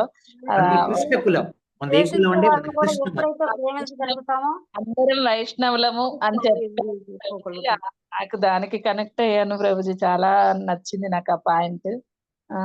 అందరము అలాగే భక్తిలో ఉన్నప్పుడు అందరూ ఎలా ప్రేమిస్తారు అంటే, ఒకరికొకరు ఎవరి నుండి ఎవరు ఏమీ ఆశించరు ప్రభుజీ. నిష్కలమైన ప్రేమ అంటారు చూడండి, అది ఇందులోనే దొరుకుతుంది ప్రభుజీ. ఇంకా బయట ప్రపంచంలో అది ఉండదు ప్రభుజీ. ఎప్పుడు ఎవరి నుండి ఏదైనా ఆశించే చేస్తారు కానీ, ఈ ప్రపంచానికి వచ్చినప్పుడు ఇది వాసుదేవైక కుటుంబకం. ప్రపంచం కూడా ఇందులోకి మనం చేర్చాలి, అది మన బాధ్యత. అవును ప్రభుజీ. భక్తులైనప్పుడు మనకు ఇంకో ప్రపంచం ఉండదు, ఇదే ప్రపంచం. ఈ ప్రపంచంలో మొత్తం ప్రపంచం కూడా ఉంది, అవును దాన్ని ప్రభు. గమనించాలి, ఆ విధంగా వ్యవహరించాలి. మిగతా ఉమ్, ఉమ్, నిజం ఇది నిజం important ప్రభు. మీరు చెప్పింది. అదే ప్రభు ఎవరైనా నాకు. హరే కృష్ణ, ఎవరైనా ధన్యవాదాలు. హరే జ్యోతి. కృష్ణ ప్రభుజీ, ధన్యవాద ప్రణామ్ ప్రభుజీ. నాకు ఆ పాయింట్ నచ్చింది ప్రభుజీ. అది చిన్నప్పటి నుంచి అబ్బాయి తప్పులు చేస్తున్నాడు, అతను పేరెంట్స్ మదర్ ఏమో ఆ ఎదుటి వాళ్ళ అదే ఎదుటి వాళ్ళకి ఎక్స్ప్లెనేషన్ ఇస్తుంది కానీ వాళ్ళ అబ్బాయికి సరిగా చేయట్లేదు. అది పాయింట్ నచ్చింది. అంటే అతను మదర్ కి చెవుల్లో జైలు వెళ్ళిన తర్వాత ఇది అది తర్వాత మదర్ కి చెవుల్లో చెప్తాడు, నీ మూలనే నేను అది బై బర్త్ కూడా భక్తి ఉండాలి అని దీనికి moral of that words. Hare Krishna Prabhuji. I don't know to explain properly Prabhuji in Telugu. Hare Krishna. మనం हाँ बोलिए। उनको समझाना चाहिए वक्त, बचपन जी से ही समझाना चाहिए। जी समझाएंगे तो फिर लोग ना समझने लगते हैं, बड़े होने के हाँ बाद समझाने में कुछ मतलब नहीं बनता है। हाँ करेक्ट। वो पॉइंट बहुत अच्छा पॉइंट था। हमारे घर में भक्ति शुरू से है, होती है प्रभु जी हमारे घर में भी। तो నేచురలీ లిటిల్ వీఆర్ ఇన్ భక్తి మీన్స్ పెద్ద అయిన తర్వాత మేము మంచి దారిలోనే వెళ్తాం, అది నష్టం లేదు కదా. ఇప్పుడు బిజినెస్ చేస్తున్నారు వేరే, ఐఎమ్ టెలింగ్ మై వర్డ్స్, అది ఎప్పుడైనా నష్టపోవచ్చు, కానీ భక్తిలో మనం ఉంటే, చిన్నప్పటి నుంచి భక్తిలో ఉంటే అది ఎప్పటికైనా మనకి భగవంతుడితో కలిసి భగవద్గీతలో కూడా ఈ విధంగా వర్ణించబడింది, భక్తిలో ఉన్న వాళ్ళకి ఎప్పుడు నష్టం ఉండదు. ఇప్పటిదాకా చేస్తామో నెక్స్ట్ జన్మలో మనం అక్కడి నుంచి స్టార్ట్ చేస్తాం. ఎస్ ప్రభుజీ, ఆ పాయింట్ కూడా నేను చాలా విన్నాను. నెక్స్ట్ జన్మ నుంచి కూడా మాకు అదే అక్కడి నుంచి కంటిన్యూ అవుతుంది మా life. So Hare Krishna Prabhuji. Okay, మనం ఇప్పుడు కంక్లూడ్ చేద్దాం. ఇంకెవరైనా ప్రభుజీ నేను చెప్పాలనుకుంటా, మీరు ఎవరో చేయట్లేదు, నాకు ఇవ్వండి ఆప్షన్. ఎవరైనా ఉన్నారు అలాగా? హరే కృష్ణ ప్రభుజీ, ధన్యవాద్ ప్రణామ్. ప్రభుజీ ఇప్పుడు జ్యోతి మాతాజీ చెప్పినట్టు మనం చిన్నప్పటి నుంచి పిల్లలకి చెప్తాం, అంతా బాగానే ఉంటది. కొంచెం పెద్ద అయిన తర్వాత వాళ్ళ కాలేజ్కి వెళ్ళిపోయిన తర్వాత అప్పుడు మన మాట వినకపోతే మనం ఏం చేయాలి ప్రభుజీ? స్వాభావికం అది కదా, వాళ్ళు అంటే టీనేజ్ వాళ్ళు ఎలా కనెక్ట్ చేస్తానికి ఏం ఇంకా మనం చేసుకోవాలి? మీరు ఇచ్చిన సంస్కారం మీరు ఇచ్చిన సంస్కారం మీద నమ్మకం ఉంటే ఆ ఏజ్ లో టీనేజ్ లో మీరు వదిలేయాలి. వాళ్ళు అబ్జర్వ్ చేయండి అంతే, వాళ్ళతో మాట్లాడండి ఒక ఫ్రెండ్ కింద. అందుకే చాణక్యబండి అంటాడు కదా, 5 ఏళ్ల పాటు లాలనా పాలన ఇవ్వండి, తర్వాత 5 నుంచి 10 దాకా దండన, తర్వాత 10 తర్వాత భుజాల మీద చేయి పెట్టి వాళ్ళతో నడవండి. ఇప్పుడున్న కలియుగంలో ఈ 5 10 దాకా వెళ్తుంది, 10 15 దాకా వెళ్తుంది, 15 తర్వాత మీరు చేయి పెట్టి పంపించాను. లాలన పాలన మనం 8 ఏట దాకా చేస్తాం. ఓకే, తర్వాత ఏమో కొన్ని ఏళ్ళ పాటు మనం కొంచెం చెప్పాలి, ఇది చేయకురా, ఇలా చేయాలిరా, వసే ఇలా చేయి, ఇది పని చేయి, అది చేయకూడదు, మంచిది కాదు చెప్పుకోవాలి మనం. తర్వాత ఒక ఏజ్ టీనేజ్ అయిన తర్వాత ఓకే 13 ఏట తర్వాత 14 ఏట తర్వాత వాళ్ళు వదిలేయండి, వాళ్ళకి మనసు కూడా కొంచెం విచలితంగా ఉంటుంది. అప్పటి నుంచి 20 25 23 ఏట దాకా వదిలేయండి, వాళ్ళతో ఫ్రెండ్ కింద ఉండండి. ఎలా ఉన్నావు, బాగుందని, కాలేజ్ ఎలా ఉంది, స్కూల్ ఎలా ఉంది అడగండి అంతే. అంటే అడగడం అంటే ప్రశ్నించడం కాదు. ఓకే, ఇంకేమైనా మంచి చెప్పు, ఏమైందా, ఎక్కడికి వెళ్ళావా, అక్కడ వెళ్ళావు, ఫ్రెండ్స్ ఎలా ఉన్నారు, వాళ్ళు ఎలా ఉన్నారు, జస్ట్ అడగండి అంతే. వాళ్ళు చెప్తారు, అన్నీ చెప్పరు వాళ్ళు, అప్పుడు కొంచెం సీక్రెట్స్ మెయింటైన్ చేస్తారు వాళ్ళు. అలా 25 ఏళ్ళ తర్వాత అప్పుడు అర్థం అవుతుంది, ఓకే నా తల్లిదండ్రుల కింద కాదు, నా ఫ్రెండ్స్ కింద బిహేవ్ చేస్తున్నారని. అప్పుడు వాళ్ళే ఓపెన్ అవుతారు. అప్పుడు కొన్ని తప్పులు అవుతాయి, అవనివ్వండి, అది స్వాభావికం ఆ ఏజ్కి. బట్ మీ ఇచ్చిన సంస్కారం ప్రకారం వాళ్ళు అట్లీస్ట్ గ్రాస్ తప్పులకు వెళ్ళరు. ఇచ్చిన సంస్కారం కూడా అప్పుడు ఉంటాయి. అప్పుడు గ్రాస్ తప్పు చేయనప్పుడు వాళ్ళే ఆ సమయాన్ని మనం వదిలేయాలి. అప్పుడు వాళ్ళే మనకి తిరిగి 25 తర్వాత 22 తర్వాత వాళ్ళే మన దగ్గరికి వస్తారు, మాట్లాడడం స్టార్ట్ చేస్తారు.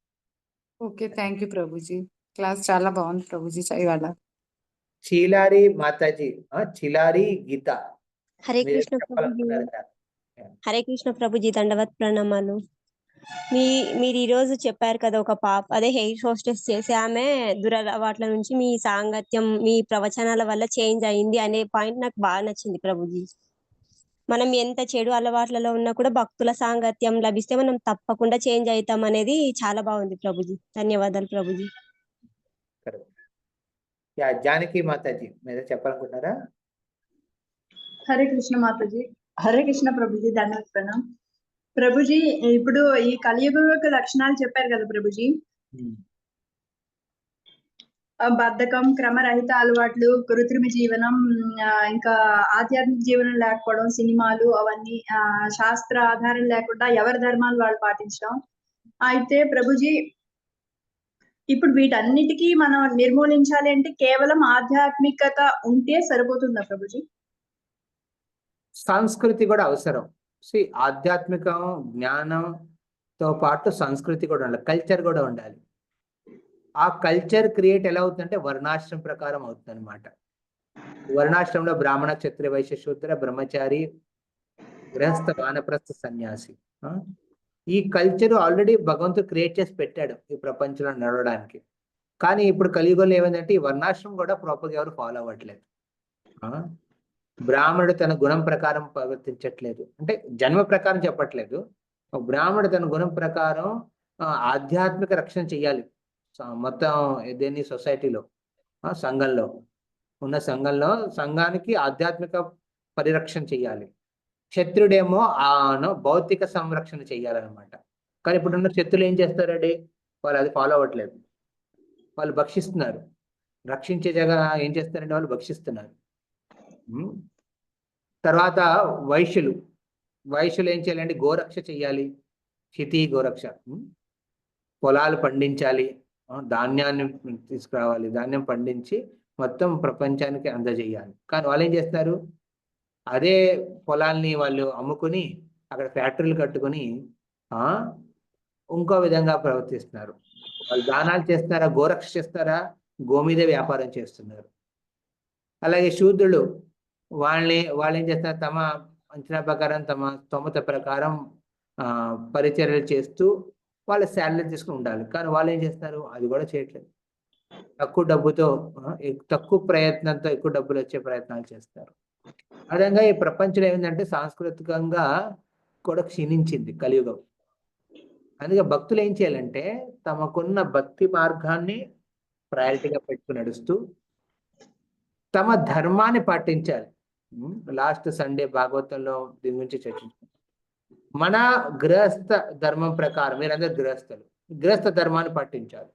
మీరు ఒక భార్య ధర్మాలు ఉంటాయి కొన్ని, తల్లి ధర్మాలు ఉంటాయి కొన్ని, కూతురు ధర్మాలు ఉంటాయి కొన్ని. ఓకే, అదేవిధంగా మీరు ఒక ఉద్యోగంలో ఉన్నారనుకోండి, ఒక ఉపాధిలో ఉన్నారు, మీరు బ్రాహ్మణులు అయితే బ్రాహ్మణ ఉపాధి కింద, లేకపోతే క్షత్రియ ఉపాధి కింద అక్కడ ఉన్న ధర్మాన్ని మనం పాటించాలి. డివోటీస్ అనేవాళ్ళు ఇర్రెస్పాన్సిబుల్గా ఉండకూడదు. భౌతికంగా వాళ్ళు రెస్పాన్సిబుల్గా ఉంటే వాళ్ళు ఆధ్యాత్మికంగా కూడా వాళ్ళు రెస్పాన్సిబిలిటీ తీసుకోరు. చాలా మంది అంటారు నాతో, ప్రభుజీ వీళ్ళంతా చాంటింగ్ చేస్తున్నారు, దీనివల్ల వాళ్ళు స్టడీస్ వదిలేస్తారని. నేను అంటాను అస్సలు అవ్వదు అలాగా. పిల్లల గురించి వాళ్ళు మెటీరియల్లీ రెస్పాన్సిబుల్గా ఉన్న వాళ్ళు స్పిరిచువల్ కూడా రెస్పాన్సిబుల్గా ఉంటారు. అలా స్పిరిచువల్గా రెస్పాన్సిబిలిటీ తీసుకునే వాళ్ళు భౌతికంగా కూడాను వాళ్ళ డ్యూటీస్లో వాళ్ళని ప్రాపర్గా ఫాలో అవుతారు. ఎందుకంటే అది శాస్త్రాల్లో చెప్పున్నది. భగవంతుడు గురువు చెప్తున్నారు, నువ్వు ఇలా ఉండరా, తిన్నగా ఉండు, వంకర తెంకరగా ఉండకదని. సో వాళ్ళు అది ఫాలో అవుతారు. సో అది అవసరం అనమాట. ఇంకా ఆధ్యాత్మిక జీవితం కాదు, మన శరీరం కూడా ఉంది, మన మనస్సు కూడా ఉంది. ఇప్పుడు 1 గంట అయిపోయింది, ప్రభు ఎప్పుడు ఆఫ్ చేస్తారు, ప్రభు నేను తినాలి, లంచ్ చేయాలనుకుంటారు కొంతమంది అనా. ఎందుకంటే అది శారీరకంగా అది అవసరం ఉంది. వద్దు ప్రభు మీరు కంటిన్యూ చేస్తాం, మేము తినడం ఆపేస్తాం, తాగడం ఆపేస్తాం ఉంటున్నామా? బ్యాలెన్స్ చేసుకుని వెళ్ళాలి. అన్నిటికన్నా అద్భుతమైనది ఏంటంటే సంతులనం, బ్యాలెన్స్. స్పిరిచువల్లీ కూడా మనం చూసుకోవాలి, ఫిజికల్లీ మన బాడీని చూసుకోవాలి, అదేవిధంగా సోషల్లీ మనం ఉంటున్న ప్రపంచంలో, లోకంలో అక్కడ ఏ విధంగా వ్యవహరించాలి అది కూడా తెలుసుకోవాలి. Okay, Janaki Mataji. Okay professor. Prabhuji కానీ ఇప్పుడున్న ప్రపంచంలో ఎక్కువగా డామినేట్ చేసేది ఈ లక్షణాలే కదా ప్రభుజీ. వాటి నుంచి ఇప్పుడు మనం డిఫరెంట్ గా కనిపిస్తాం వాళ్ళకి. ఏదో బయట ప్రపంచం నుంచి ఏదో అడవిలోంచి వచ్చిన మనుషుల్లాగా వాళ్ళు చూస్తున్నారు ప్రభుజీ. ఏంటి ఏమి తినరా, ఉల్లిపాయలు తినరా, ఏంటి ఎందుకు తినకూడదు, కాఫీ తాగరా ఏంటి అన్నట్టుగా వేరేలా చూస్తున్నారు. వాళ్ళ నుంచి మనం అంటే మన పిల్లలకు కూడా చెప్పినప్పుడు వాళ్ళకు అంటే మనం అంటే కొన్ని చూసి ఊరుకోగలము, భరించగలము. కానీ పిల్లలు కూడా అలాగా బయట సమాజంలో వ్యవహరించాలి, వాళ్ళతో కలిసి మనం మన అలవాట్లతోనే మనం నెగ్గుకొని రావాలి అంటే దానికి ఏం ఒకటి చేయాలి? ఆధ్యాత్మికంగా మనం పాటించే నియమాలు మొదట మన సొంతంగా పాటించే ఆలోచన రావాలి. అది మన సంకల్పం, మన సొంత సంకల్పం. అదే మీకు మీ భగవంతుడి మధ్యనున్న సంబంధాన్ని గట్టిపరుచుకునే ఒక అవకాశం. ఇప్పుడు నేను చేస్తున్నానని పిల్లల మీద రుద్దకూడదు, పిల్లల మీద మిగతా వాళ్ళ మీద రుద్దకూడదు. అలా రుద్దితే వాళ్ళు ఏమనుకుంటారు, భక్తి అంటే ఇలా రుద్దడమే. వాళ్ళు ఇప్పుడు ఫాలో అవుతారు, ఎందుకంటే మీరు చెప్తున్నారు కాబట్టి. తర్వాత పెద్ద అయిన తర్వాత బాబోయ్ ఇప్పుడు అమ్మ నాకు అది అంటే దాన్ని ఏమంటుందని పుష్ చేయడం అనమాట. గింజతో ఉండడం, గింజతో ఉండడం. ఆ గింజ ఇప్పుడు ఉండదు, గింజ ఇప్పుడు నిన్న నా సొంతంగా ఉంటాను అనుకుంటారు. అది వాళ్ళల్లో మన ప్రేరణ తెప్పించాలి. ఎలా తీసుకొస్తాం ప్రేరణ? మన ఆచరణ ద్వారా. మనం ఆచరించండి. మీరు ఆచరిస్తున్నప్పుడు మీకు మీ పిల్లల మీద ఒక తల్లి కింద ఒక ధర్మం ఉంటుంది, ఆ ధర్మాన్ని వహించండి. వాళ్ళకి రుచులు ఉన్నాయి కొన్ని, టీ కాఫీల గురించి తాగనేవండి. అదేదో పాపం అయిపోయినట్టు కాదు కదా. వాళ్ళే నెమ్మదిగా వాళ్ళు తెలుసుకుంటే వాళ్ళే వదులుకుంటారు. వాళ్ళ మీద రుద్దేస్తే ఇప్పుడు ఫాలో అవుతారు. తర్వాత ఏం చేస్తారండి, బాబురే ఎప్పుడు నాకు ఉద్యోగం వచ్చి నేను పక్కకి వెళ్తాను, పీస్ఫుల్గా ఉంటానని ఆలోచిస్తారు. లేకపోతే హాస్టల్లో ఉండి నిన్న లేక చూసుకున్నాను. అలా కాదు ప్రభుజీ, వాళ్ళు ఇష్టంగానే స్వీకరించారు. వాళ్ళు బయటకు వెళ్ళినప్పుడు నేను చెప్తున్నాను ప్రభుజీ, ఇప్పుడు మనం ఎవరింటికైనా వెళ్ళినప్పుడు మనం ఏది స్వీకరించము అని చెప్తే వాళ్ళు దాన్ని నెగిటివ్ గా తీసుకుంటున్నారు. అది దాన్ని మనం ఎలా ఫేస్ చేయాలి? ఇది కూడా మనం అర్థం చేసుకోవాలి. వ్యవహారంలో నేనైతే బ్రహ్మచారి కింద వచ్చాను. నేను ఇంటికి వెళ్ళినప్పుడు లేకపోతే మా రిలేటివ్స్ తో కలిసినప్పుడు వాళ్ళు ఏ స్వభావంతో నన్ను చూసేవారో ఆ విధంగానే మాట్లాడేవాడిని. అలా అని అధర్మం చేసేవాడిని కాదు, పాపం ఏం చేసేవాడిని కాదు. నా ఫ్రెండ్స్ కలిసేవాడిని, ఫ్రెండ్స్తో ఇప్పుడు కూడా కలుస్తాను, వాళ్ళతో కూడా తిరుగుతూ ఉంటాను. అరే దమ్ము కొట్టరా అంటారు, నేను దమ్ము కొడతాను. నేను ఒక ధర్మాన్ని పాటిస్తాను, కానీ వాడు ఫ్రెండ్ కింద ఉంటాడుగా. సో మనం ఇది అర్థం చేసుకోవాలి. మనం గృహస్థుల కింద ఉన్నప్పుడు ఒక సీనియర్ గృహస్థ గైడెన్స్ లో మీరు ఎవరిని గైడెన్స్ తీసుకున్న వాళ్ళ ద్వారా తెలుసుకుని ఓకే ఏ విధంగా ప్రవర్తించాలి. ఎందుకంటే మనం ప్రపంచంలో ఉంటున్నాం కదా, ప్రపంచాన్ని వదిలి మనం సెపరేట్గా ఉండట్లే కదా. ప్రపంచం ఉన్నప్పుడు వాళ్ళతో ఏ విధంగా వ్యవహరించాలో తెలుసుకోవాలి. అందులో ముఖ్యంగా మనం మిగతా వాళ్ళతో మర్యాదతో డీల్ చేయాలి. దాంట్లో అప్పుడప్పుడు వాళ్ళతో కలిసి ఉంటాం. ఓకే మీతో కలవం, మేము సెపరేటు. అలానే మనం ఒక దీక్ష అలా పెట్టుకుంటే వాళ్ళు కూడా ఆలోచిస్తారు, అరే వీళ్ళేంటి ఇలా అయిపోయారు, ముందు బాగానే ఉండేవారు కదా, ఇలా అయిపోయారంటే. మీ స్వకల్పంగా మీరు చేసే కొన్ని నియమాలు నిబంధనలు మంచివి మీరు తరపున. మిగతా వాళ్ళతో ఉన్నప్పుడు మీరు వాళ్ళు ఏ విధంగా వాళ్ళతో సంబంధం ఉందో దాన్ని మీరు వ్యక్తం చేసుకుంటూ ముందుకు వెళ్ళాలన్నమాట. బ్యాలెన్స్ అనమాట. దానికి కొంచెం మెచ్యూరిటీ అవసరం. మెచ్యూరిటీని తెలుగులో ఏమంటారు, మనకి ఒక ఇలాంటి ఒక అంటే జ్ఞానం అవసరం అనమాట, ఏ విధంగా వ్యవహరించాలనేది. అది మనం భక్తుల సాంగత్యంలో తెలుసుకోవాలి, అడగాలి. ప్రభుజీ ఇలా ఉంది పరిస్థితి, ఇది పరిస్థితి, ఏం చేయాలి ఇప్పుడు, నేనేం చేస్తే మంచిది. మనం శుద్ధ భక్తులం కావు, మన ఈ భౌతిక ప్రపంచంలో ఉంటున్నాం. మనం కూడా వాళ్ళలో ఒకళ్ళమే. అలాంటి పరిస్థితి ఏర్పడిస్తే వాళ్ళు కూడా ప్రేరణ దొరుకుతుంది అనమాట, వాళ్ళు కూడా భక్తిలో రావడానికి. నేను కూడా జస్ట్ బికాజ్ నేను భక్తి చేస్తున్నానని నేను కొంచెం ఇప్పుడు నేను వేరు మీరు వేరు అనే ఆలోచన రాకూడదు, అలాంటి పరిస్థితి తీసుకురాకూడదు. అలానే మీ నియమాల్ని ఉల్లంఘించద్దని చెప్పట్లేదు, మీరు పాటించండి. కానీ ఏ విధంగా దాన్ని మళ్లించుకోవాలి, ఆ సంబంధాన్ని గట్టిపరచుకోవాలి, అది ఆలోచించుకోవాలి. వాళ్ళు మొత్తానికి మిమ్మల్ని ఒకే ద్వేషిస్తున్నారు, ఖండిస్తున్నారు, మీరంటే పడదు అసలు అన్నప్పుడు దూరం పెట్టుకోవడం మంచిది. కానీ అలా కాదండి, వాళ్ళు మాకు బంధువులు, ఆప్తులు, వాళ్ళతో ఉండాలి. ఉండండి, అందులో పొరపాటు లేదే. మన ఈ ప్రపంచంలో ఇప్పుడు అర్జునుడు కూడా ఈ ప్రపంచంలో ఉండమనే కృష్ణుడు చెప్పాడు, అందుకే యుద్ధం చేయమన్నాడు, ధర్మరక్షణ చేయమన్నాడు. ధర్మరక్షణ చేస్తూ తన కార్యాన్ని, తన డ్యూటీస్ని నిర్వర్తించమన్నాడు. వెళ్ళి అడవిలో కూర్చుని జపం చేసుకోమలేదు ఆయన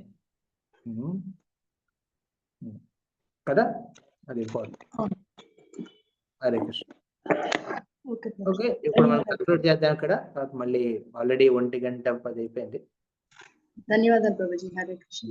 హరే కృష్ణ. గ్రంథరాజ్ భాగవతం.